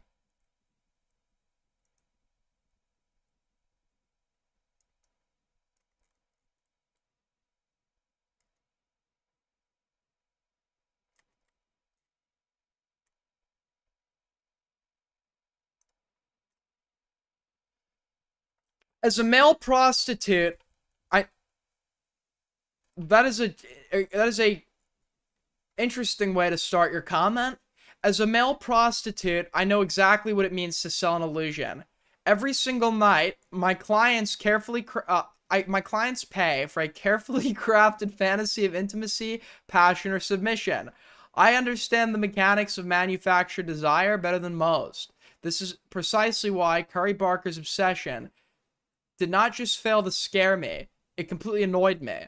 The film tries to explore the dark depths of infatuation, but it relies on a lazy, magical shortcut that insults anyone who actually understands the raw, transactional nature of human longing. The plot follows Bear, a spineless coward who cannot handle the basic sting of unrequited love. Instead of growing a spine or paying for professional company, he uses a magical one-wish willow to force his coworker Nikki to love him. In my line of work, if you want someone to look at you with unconditional adoration, you earn it through emotional labor, sharp intuition, and a steep hourly rate. Yeah, Bear should... This is the real take. Bear should just hoard himself out. Bear wants the reward without paying the price. Bear wants the reward without paying the price. Watching this absolute incompetence turn into a bloody supernatural mess did not evoke terror. It just made me wish he had spent that energy working on his non-existent charisma instead. From a filmmaking perspective, the movie trades a genuine psychological tension for cheap, grotesque shock value. Once Nikki's supernatural possession kicks in, the narrative devolves into predictable body horror and visceral gore. It mimics superior films like Talk to Me, but misses the emotional core. Some name delivers a highly energetic performance as the possessed Nikki, but talent is completely wasted on a script that treats female agency like a disposable plot device. Bear's endless cycle of horrific moronic choices does not make him a compelling tragic figure. It just makes him an incredibly frustrating protagonist to watch for 2 hours. In my profession, boundaries are everything. You learn to read the room, spot red flags, and walk away when the situation turns toxic. Obsession absolutely has no boundaries, no subtlety, and no real insight into the human psyche. It mistakes pure desperation for deep passion and gory escalation for smart storytelling. If you want a genuinely gripping thriller about the dark side of human desire, skip this tedious exercise in a supernatural entitlement, go to Figueroa in a skirt and walk up and down the fucking sidewalk, hollering at trucker. Okay, that's not what he says. Preach. 100% AI generated. True. Nothing in this world is free, okay? Sometimes you got... Listen, no pain, no gain. Lot lizards stay winning. So true. Thank you, Male Hooker, for the insightful comment. True. I gotta pee again. Awesome stuff, man. Awesome stuff.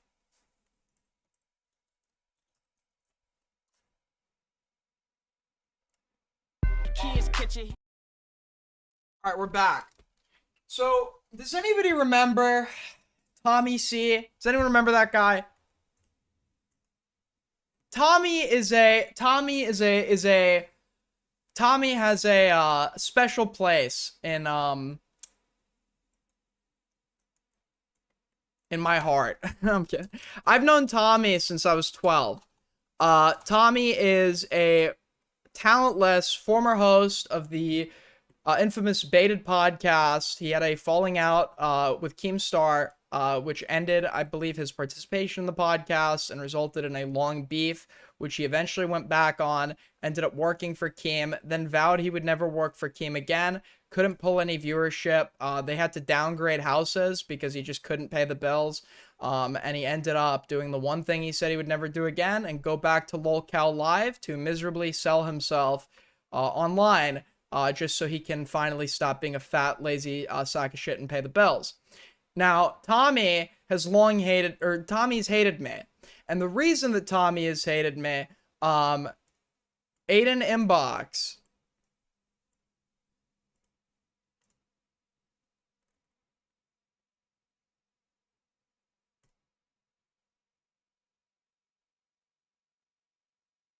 Aiden using iNut to smear people while begging for Destiny's attention is peak desperation. While you claim you orbit, you're just burning every bridge to get there. Pathetic.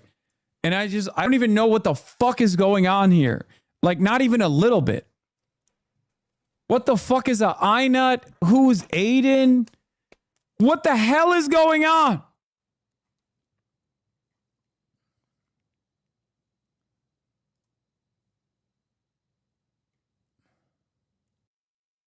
True. True. Yeah, it's no biggie. It's no biggie. Happens every week. Every week. That's so funny that the botting is so bad. It's now on his son's radar.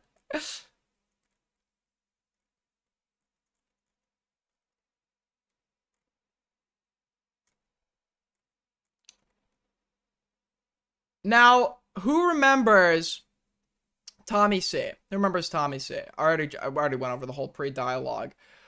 Well, anyways, I fell out with Tommy a long time ago. Why did I fall out with Tommy? Because I sent him a message.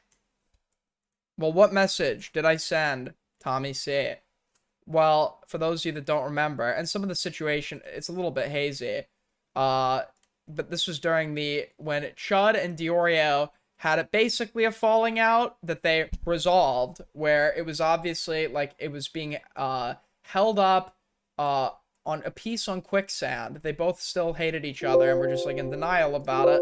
And Diorio was really using like Tommy C as a indirect. I don't think Diorio was directly asking him to do this, but he certainly liked it. Tommy C as a proxy to resolve like what was occurring with Chud.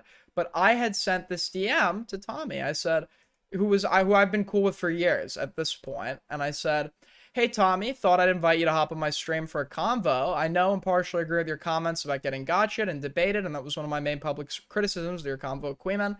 I think you've known me long enough to know I'm not trying to make you look bad or hurt your career, but I disagree with some of the criticism you've levied publicly and think I can genuinely change your mind since you aren't willing to talk to Chud directly about this." It's a bit of a gay DM, but it's worded on purpose to not make him get paranoid and defensive, because he does that a lot. And even with, it's like, you know, even all disguised up and everything, he still took offense to it. He still was offended by those. The other thing that Tommy will do is Tommy has been hyped up as being the Nostradamus of YouTube. Tommy never gets anything right. Tommy will hate everybody, make absurdly vague predictions that sometimes he'll even go back on. And when one of his 8,000 random predictions on anything ever turns out to be correct, because statistically at least one of them will be correct, he likes to claim that it's some sort of victory. Now, the issue you have is many times when he's claiming that a prediction came true, it didn't. Right? He'll like say he doesn't like somebody, and then some completely convoluted, unrelated thing that he's never called out before, described as a pattern of behavior, occurs amongst them, and he's like, "I was fucking right. I knew it from the beginning." right? Well, apparently the soul situation has gotten back to Tommy. Tommy has some things to say. And I thought it could be funny to check in on our good old pal. What do you guys think? It's not like we got anything better to cover.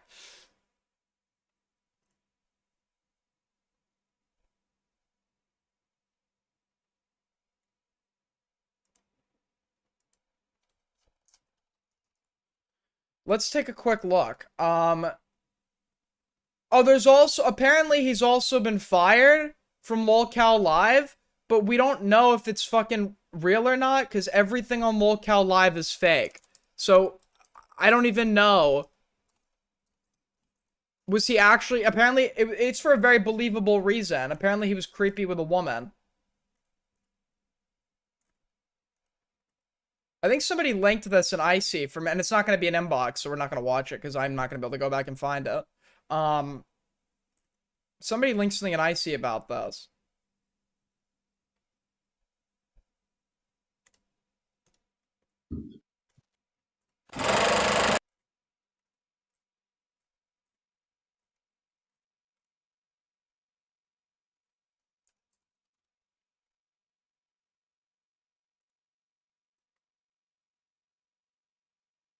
Where is the... Hold on. Who the fuck is unironically watching this Reckless Ben like Cole did?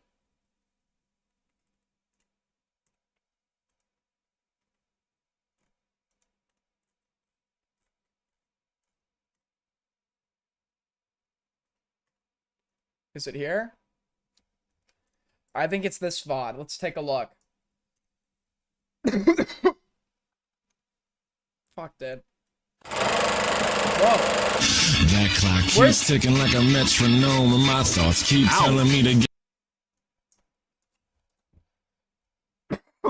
Fuck.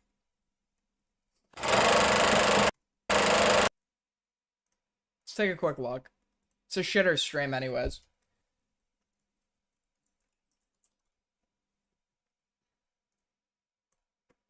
That's what I'm gonna do. I'm gonna defend him and stab him in the back. And then I'm gonna go to Liverpool. And I'm gonna go to Liverpool and let some guy blow me. I didn't even go to Liverpool. Right, Aiden? He gets everything wrong all the time. Even like on the most, and it's like, I know it's a pedantic detail. And I wouldn't be bringing it up if he doesn't do this he gets the location of everything wrong. So like, he thinks that I flew to Italy to meet Parry or something. He gets every location wrong somehow. Teddy donated $5. I like Beckett purely. Is he drinking? Cause has a Teddy supporter. He's a Teddy supporter. During his normal cover, I've had a drink on stream before on my 21st birthday, and then in like I've had a beer a few times on stream after, and then when I've been in Europe, I've drank on stream. But those are all like exceptional streams, like in the sense like I wouldn't get inebriated for regular coverage because I wouldn't have anything good to say if I was like fucking inebriated while I was like covering stuff. Funny. He goes, I was gonna do a whole stream on it, but forgot about it, but I may not do it now anyway. I was making fun of that homo, Aiden. And I was like he's running around with Purple Perry, and I'm like, you fucking guys are like hanging out on a Friday night and doing this stupid shit. Like, what the fuck is really a bunch of Yeah, because he's got a whole lot more going on his Friday nights. Losers. And then I find out he goes to London and he was experimenting with his sexuality and he got a blowjob from some dude. Of course, all his really good friends snitched on him and the whole internet knew it. And he tried to play it off like, wow, I'm just experimenting. Man, I don't even think you're gay. I think you're such a fucking loser. You didn't think there's any other way you're gonna get a blowjob, is what I think. Okay, this is crazy. I'm just a guess. I don't even think you're gay. You don't even I don't even think you are. You're just like, well, gotta take what I can get. I think you fuck a horse if you thought you could get away with it. My God. I'm sorry. All snark aside, I'm not a good-looking guy. I'm not like a fucking, but like, it is very obvious. I'm a non-disfigured younger male. It is very obvious that at least someone would all, or in my lifetime I have had the ability to have sex with somebody, right? It's not like if I was taking it from everybody who's offered up, I'd have a way higher body count. Not like I'm being offered up a lot, right? Not like I'm being offered up a lot, but it's at least a few times. Not sex, but you know. And then the guy, You know what I mean? Like whose big idea? Like I guess he was involved in that community. This guy from Liverpool, He's not from Liverpool. and he was hiding it for a while. I guess because he's probably fucking Irish Catholic himself. Gotta hide that from the family. He's not. He's. Soul's Irish? Also, Soul's the one who leaked. Soul's literally the one who leaked this. So it doesn't even make any sense. Woof. I should have talked about this months ago, but I really wasn't into it. I just started thinking about it before the show. He was like, I was like, yeah. Yeah, you know what, Tommy? I did get my dick sucked, okay? I admit it. I own it. But if I could have two worlds, okay? I could have a world where I got my dick sucked, okay? By a male. Or I could have a world where I was Tommy C, and I had to, whenever I actually worked up the courage after presumably drinking a lot, to exit the basement and face my wife, who is just who's with me due to the social stigma of leaving me, and completely hates my guts because I have to pay for everything and raise the kids and don't get any support from this fat ass who sits in our basement all day. I kind of feel like I got the better end of the deal. Yeah, you didn't know about that? You know, I didn't. The reason that. I was gonna put it in the stream, and I was like, whatever. I mean, I really don't care if he's getting blowjobs from some guy in the internet. That's just fine with the me. More you think about it, the funnier. Yeah, the funny is this thing. I didn't have time to think about it. I'm thinking about it now, and I'm laughing. Like, who gives a shit? But like that way, like him, that's so. What does that even mean? Weird. You know. He wrote something. I saw somebody send me a note. He said it was so funny. He goes, he's like, yeah, it's. And what Tommy's gonna read it with no hint. I think I know what message you're talking about. He's not going to read between the lines at all. He's not going to understand what's played up and what isn't. He's going to think it's a wholly literal statement being written with a serious expression on my face. Like I got a blowjob a guy. It's the same as a. If you show the message, like I'm obviously like doing the cope, like it's like when Morale's like sitting there, like it's like when Morale's sitting there, like it was also, that was an awesome message. I still stand by it. But like when you're just like leaning right into it immediately or whatever. Well, thanks for letting us know. No worries. Response to that He's been checking my status for a long time. He was waiting for that information. Thinking about flipping teams, but if it's just the same, I might as well stay on the team I'm on. That you've only gotten one blowjob. Can we get response to that? I was thinking about flipping teams, but if it's just the same, I might as well stay. What is this? Is this supposed to be a laugh? Stay on the team I'm on. What the fuck was that? Is he okay? Also, are they actually, because I know he was begging Musty to cover the internet bill. Are they not even able to pay the fucking electric bill? I guess he's using his PC. Gotta save every penny, right? That you've only gotten one blowjob, and it's been from one person. You've only gotten one blowjob, and it's been from one person. Can you tell me how you could get one blowjob from more than one person? Is there ever been a case of one blowjob where it's not implied that it is coming from a single person? From a dude online in their little weird community. They all look like the Muppets from Labyrinth, for Christ's sakes. You ever notice that? Yeah, does this weird Muppet comparison all the time too. Like the other like boomer go-to insult is to compare you to some media that nobody cares about or has watched in like the last 30 years, as if that's gonna mean anything to you. Me too. They do. All of them are really. VHS These are terribly ugly people. I mean, my God, I don't know I'm beautiful, and I'm almost. Yeah, I want to look like the first biological male who's been able to get pregnant, Tommy. I look at you. I thank God. What a stud. 50, but for Christ's sakes. I want to be some 4'5" Irish drunk mooching off my wife in fucking Germany, which I fled to avoid paying child support. Sitting there with my unkempt beard, probably dead skin cell covered shirt that is only being hidden by the fact the shirt is white, which we're inevitably gonna have to replace for the next day. It's gonna be covered in stains because he's such a fat fucking slob. Like, some of my friends were good looking growing up. It wasn't like every one of them looked like.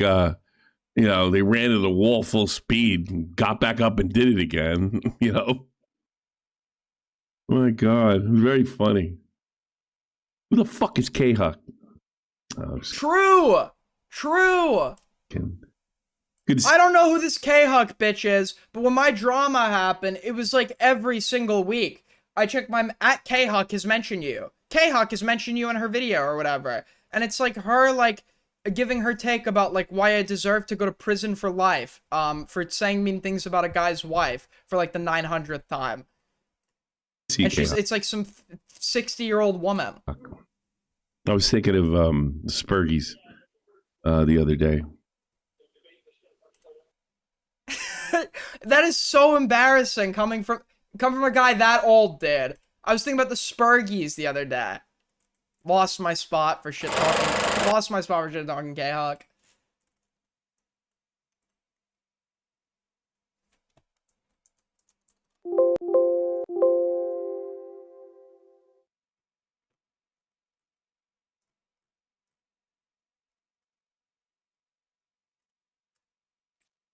I guess probably snitched on all of them. When they nailed them on like the doxing or whatever, treat them like shit. You know what the funny thing was? You know what Nick told me? The Spurgies, the great Spurgies. Wait, we got a Diorio. This is actually what you love about Tommy. And I can tell you as someone who spoke to Diorio, Diorio would tell me something that I explicitly understood was meant to be private and wouldn't go and say on stream. And then I'd go and watch Tommy C, and he'd be leaking exactly what I was told by Diorio. And I know full well Diorio told it to him based on the way he says it and the wording he uses or whatever.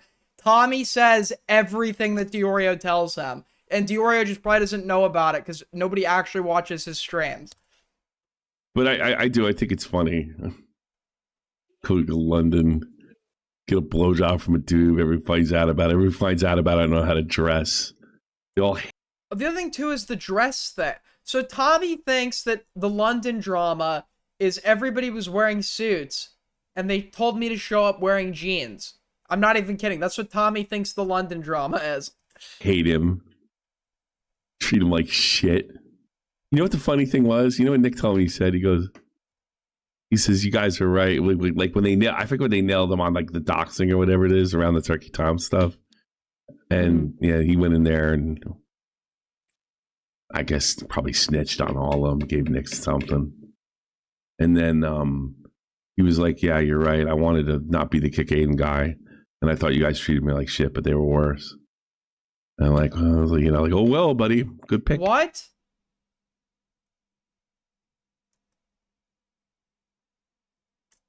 And then he went right back to him after he admitted that. Yep. Yeah. He's really these sick fuckers. You chose who you chose. Sick fuckers. Okay, if that is true, which I don't think it is, but let's assume for a second that it is. I'm not saying it isn't, because that is totally some cringe shit, I would say. Let's be for real. I just don't recall when I said that. But let's say I did say that. That wouldn't be sick. It'd be a little sad. Yep. Thank you for the 2, Patrick. I support Tommy's pregnancy. Is Diorio the father? This is what the streets are saying. I wonder if old Mr. Takes is trying to be their friend still. Also, who is Mr. Takes?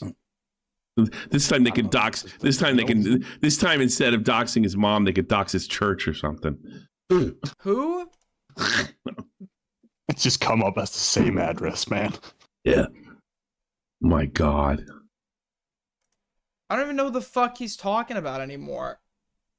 Whose mom got doxed?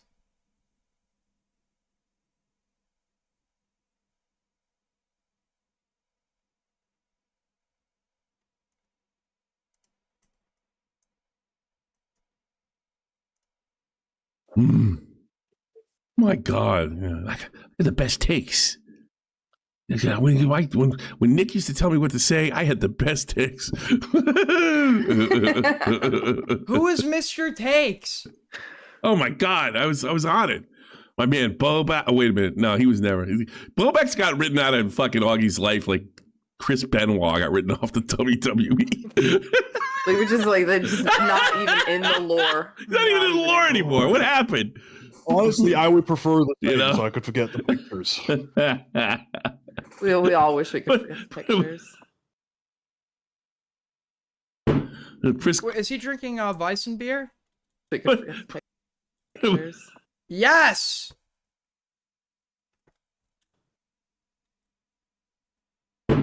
Chris knows his beer. Chris Benoit's a no-go.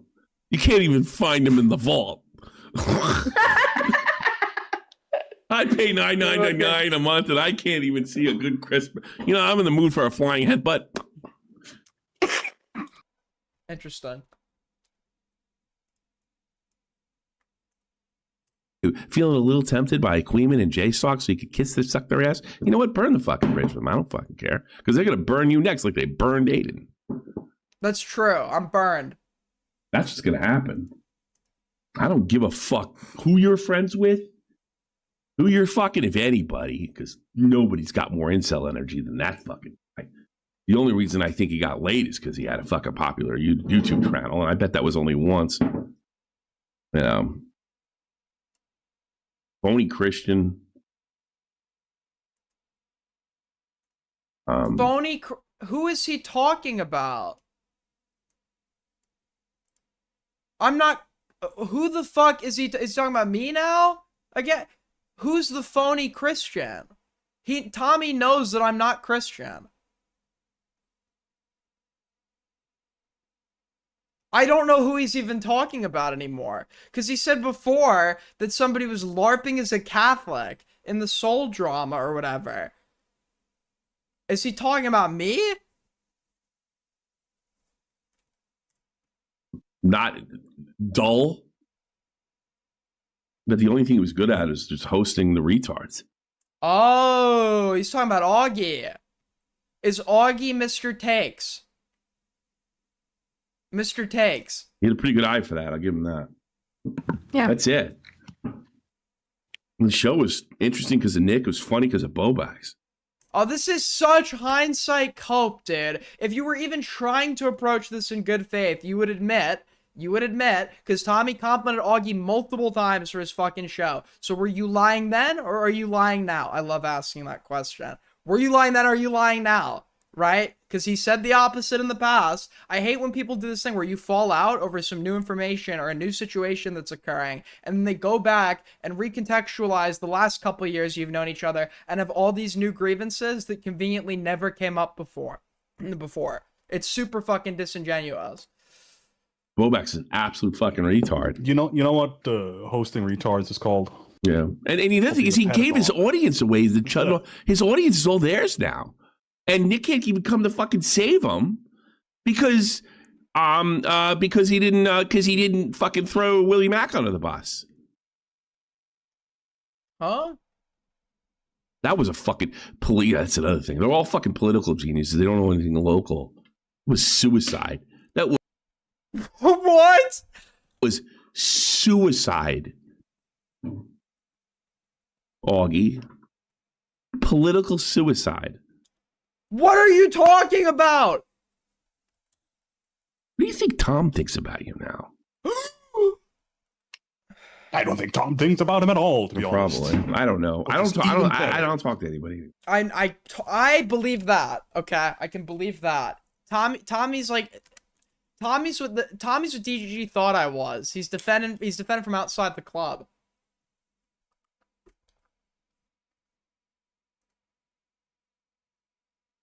I'm a bystander you now. saying, well, I think the whole thing is just dumb and petty. Doesn't make Nick look bad. I don't hate Tom. I know everybody else does. I'm obviously biased in the fact that I've known Tom for years. I don't hate the guy. I understand if you can't watch me anymore over this such a disgusting revelation. Hold up. Better in any way. The reason why Beckett says that he doesn't care, that he doesn't want to get involved, is precisely because he does care, but he's too stupid to sweep properly. So, like, that's where I'm coming from with my general take on this. I just want to be hyper clear, because I feel like now I have to be. I think all the fucking takedowns and the lawsuits are bad for the ecosystem. That is my... I've had him say I'm not gonna leak this, but I've known before this drama, I mean, I've known previous partners or situationships that Tom has had before that. I was friends with people or whatever. I never heard shit about age play, and that would have been like the first thing on the fucking list, right? With some of the people I was talking to. If he is into it, that's like a new development, or it's not his like preference. I don't know. Privately to me. So I don't know how he's such a sweeper for Ethan Klein. I mean, I think he may be soft as position or agrees with Nick on some things, but nuance is not something that these guys take in very well, especially if you're in team sports. Nuance is completely it's not possible to even have. You can't have like, all right, I agree with them this and I don't agree with them that. You're still a sweeper. So true. So true. You know, it's just you're on my side or else. And that's what really the whole Ethan Klein thing comes down to. You know, he was waiting for his friend to show an ounce of compassion for the people that were murdered in Israel. He didn't, so he left. And for that crime of leaving the cult is what what he received, in the past 2 years. And guess what? He fought back, and all you guys are fucked. Yeah, because there is no political insinuations or loadedness in constantly emphasizing the Israeli civilian loss. Okay, that doesn't lead to any insinuations that help aid the propaganda of a nation state engaged in various crimes against humanity. You all fuck with millionaires. Get it. Not me. I don't fuck with millionaires. Except Keemstar. You literally, this guy's a Republican. He's literally a Republican. How embarrassing is it to not only openly be a Republican, but also in the same breath say you don't fuck with millionaires? There has never been a more pro-wealthy party than the fucking Republicans, Dad. I know Keemstar is too cheap. Hey, you didn't plan to that, anybody. I want to say pro-wealthy, not pro-making you wealthy. I don't mean pro-making you wealthy. Yeah, you got it. What? You didn't plan fucking with them this time. That's Turbos. No, Turbos. I need Tommy believes that Hamas are, I can literally tell you right now, okay? I've seen Fox News before. Hassan, Hamas, according to Tommy, would be radical, jihadist, Islamo-leftist, fascist lunatics. Oh, and Tommy believes fascism and Nazism are left-wing. I'm not kidding you. That Hamas are Islamo-fascist, militant, left-wing lunatics that act as agents for the suicidal, empathy-induced, woke Reich that uplifts this group so that they can target innocent Jews across the world. Turbo, I think I talked about this because he dropped the contract. You know that? It says socialist, though. Listen to all you need to do whenever anyone uses that argument. I know you're being disingenuous.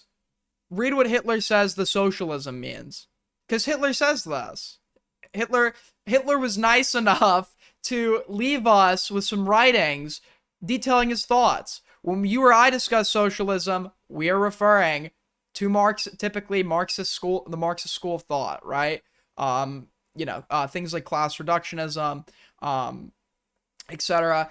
Hitler specifies that his socialism is not the socialism of Marx and proceeds to provide a definition of socialism that has nothing to do with how we use that word, right? The socialism was the social aspect was on purpose to bring in some elements of the left, right? That's also, I'm pretty sure, a big reason the red in the flag was meant to symbolize the revolutionary spirit or whatever, and the Nazis are meant to be off the spectrum and their own third way, because the fascists are third position as. But they are right wing. Was he the one who dropped that? He leaked it, according to Belushi. Yeah, he leaked the contract. Yeah. Contract that I never signed. Great stuff. Okay, I'm hoping the content drought gets better, because this has been rough recently. I appreciate we still have some viewership in the midst of this. I actually will be going back to California at some point. I've just been, are we back? Yes, we're back. We're back. Known political terrorist, Hassan Piker. I'm kidding. Hassan Piker's a big fan. But yeah, the drought's been kind of rough lately. If you want to help out, if you guys see anything interesting, okay, anything at all, put it in my inbox, okay? I will never get mad at you for linking me something that I don't watch. I might get mad at you if you tell me to watch something that you didn't put in inbox. But don't be scared to post something because you think I won't watch it. With inbox, we want too many options, not too little. But yeah, support's much appreciated as always, guys. I'm going to head out. I might be hanging around the Discord server for a little bit after this. But thank you guys so much for watching. Who is live right now? We got Nose live. All right, I'll raid you guys into Nose. I took a shit today. Can I send you that? That'd be unideal. All right, take care, guys.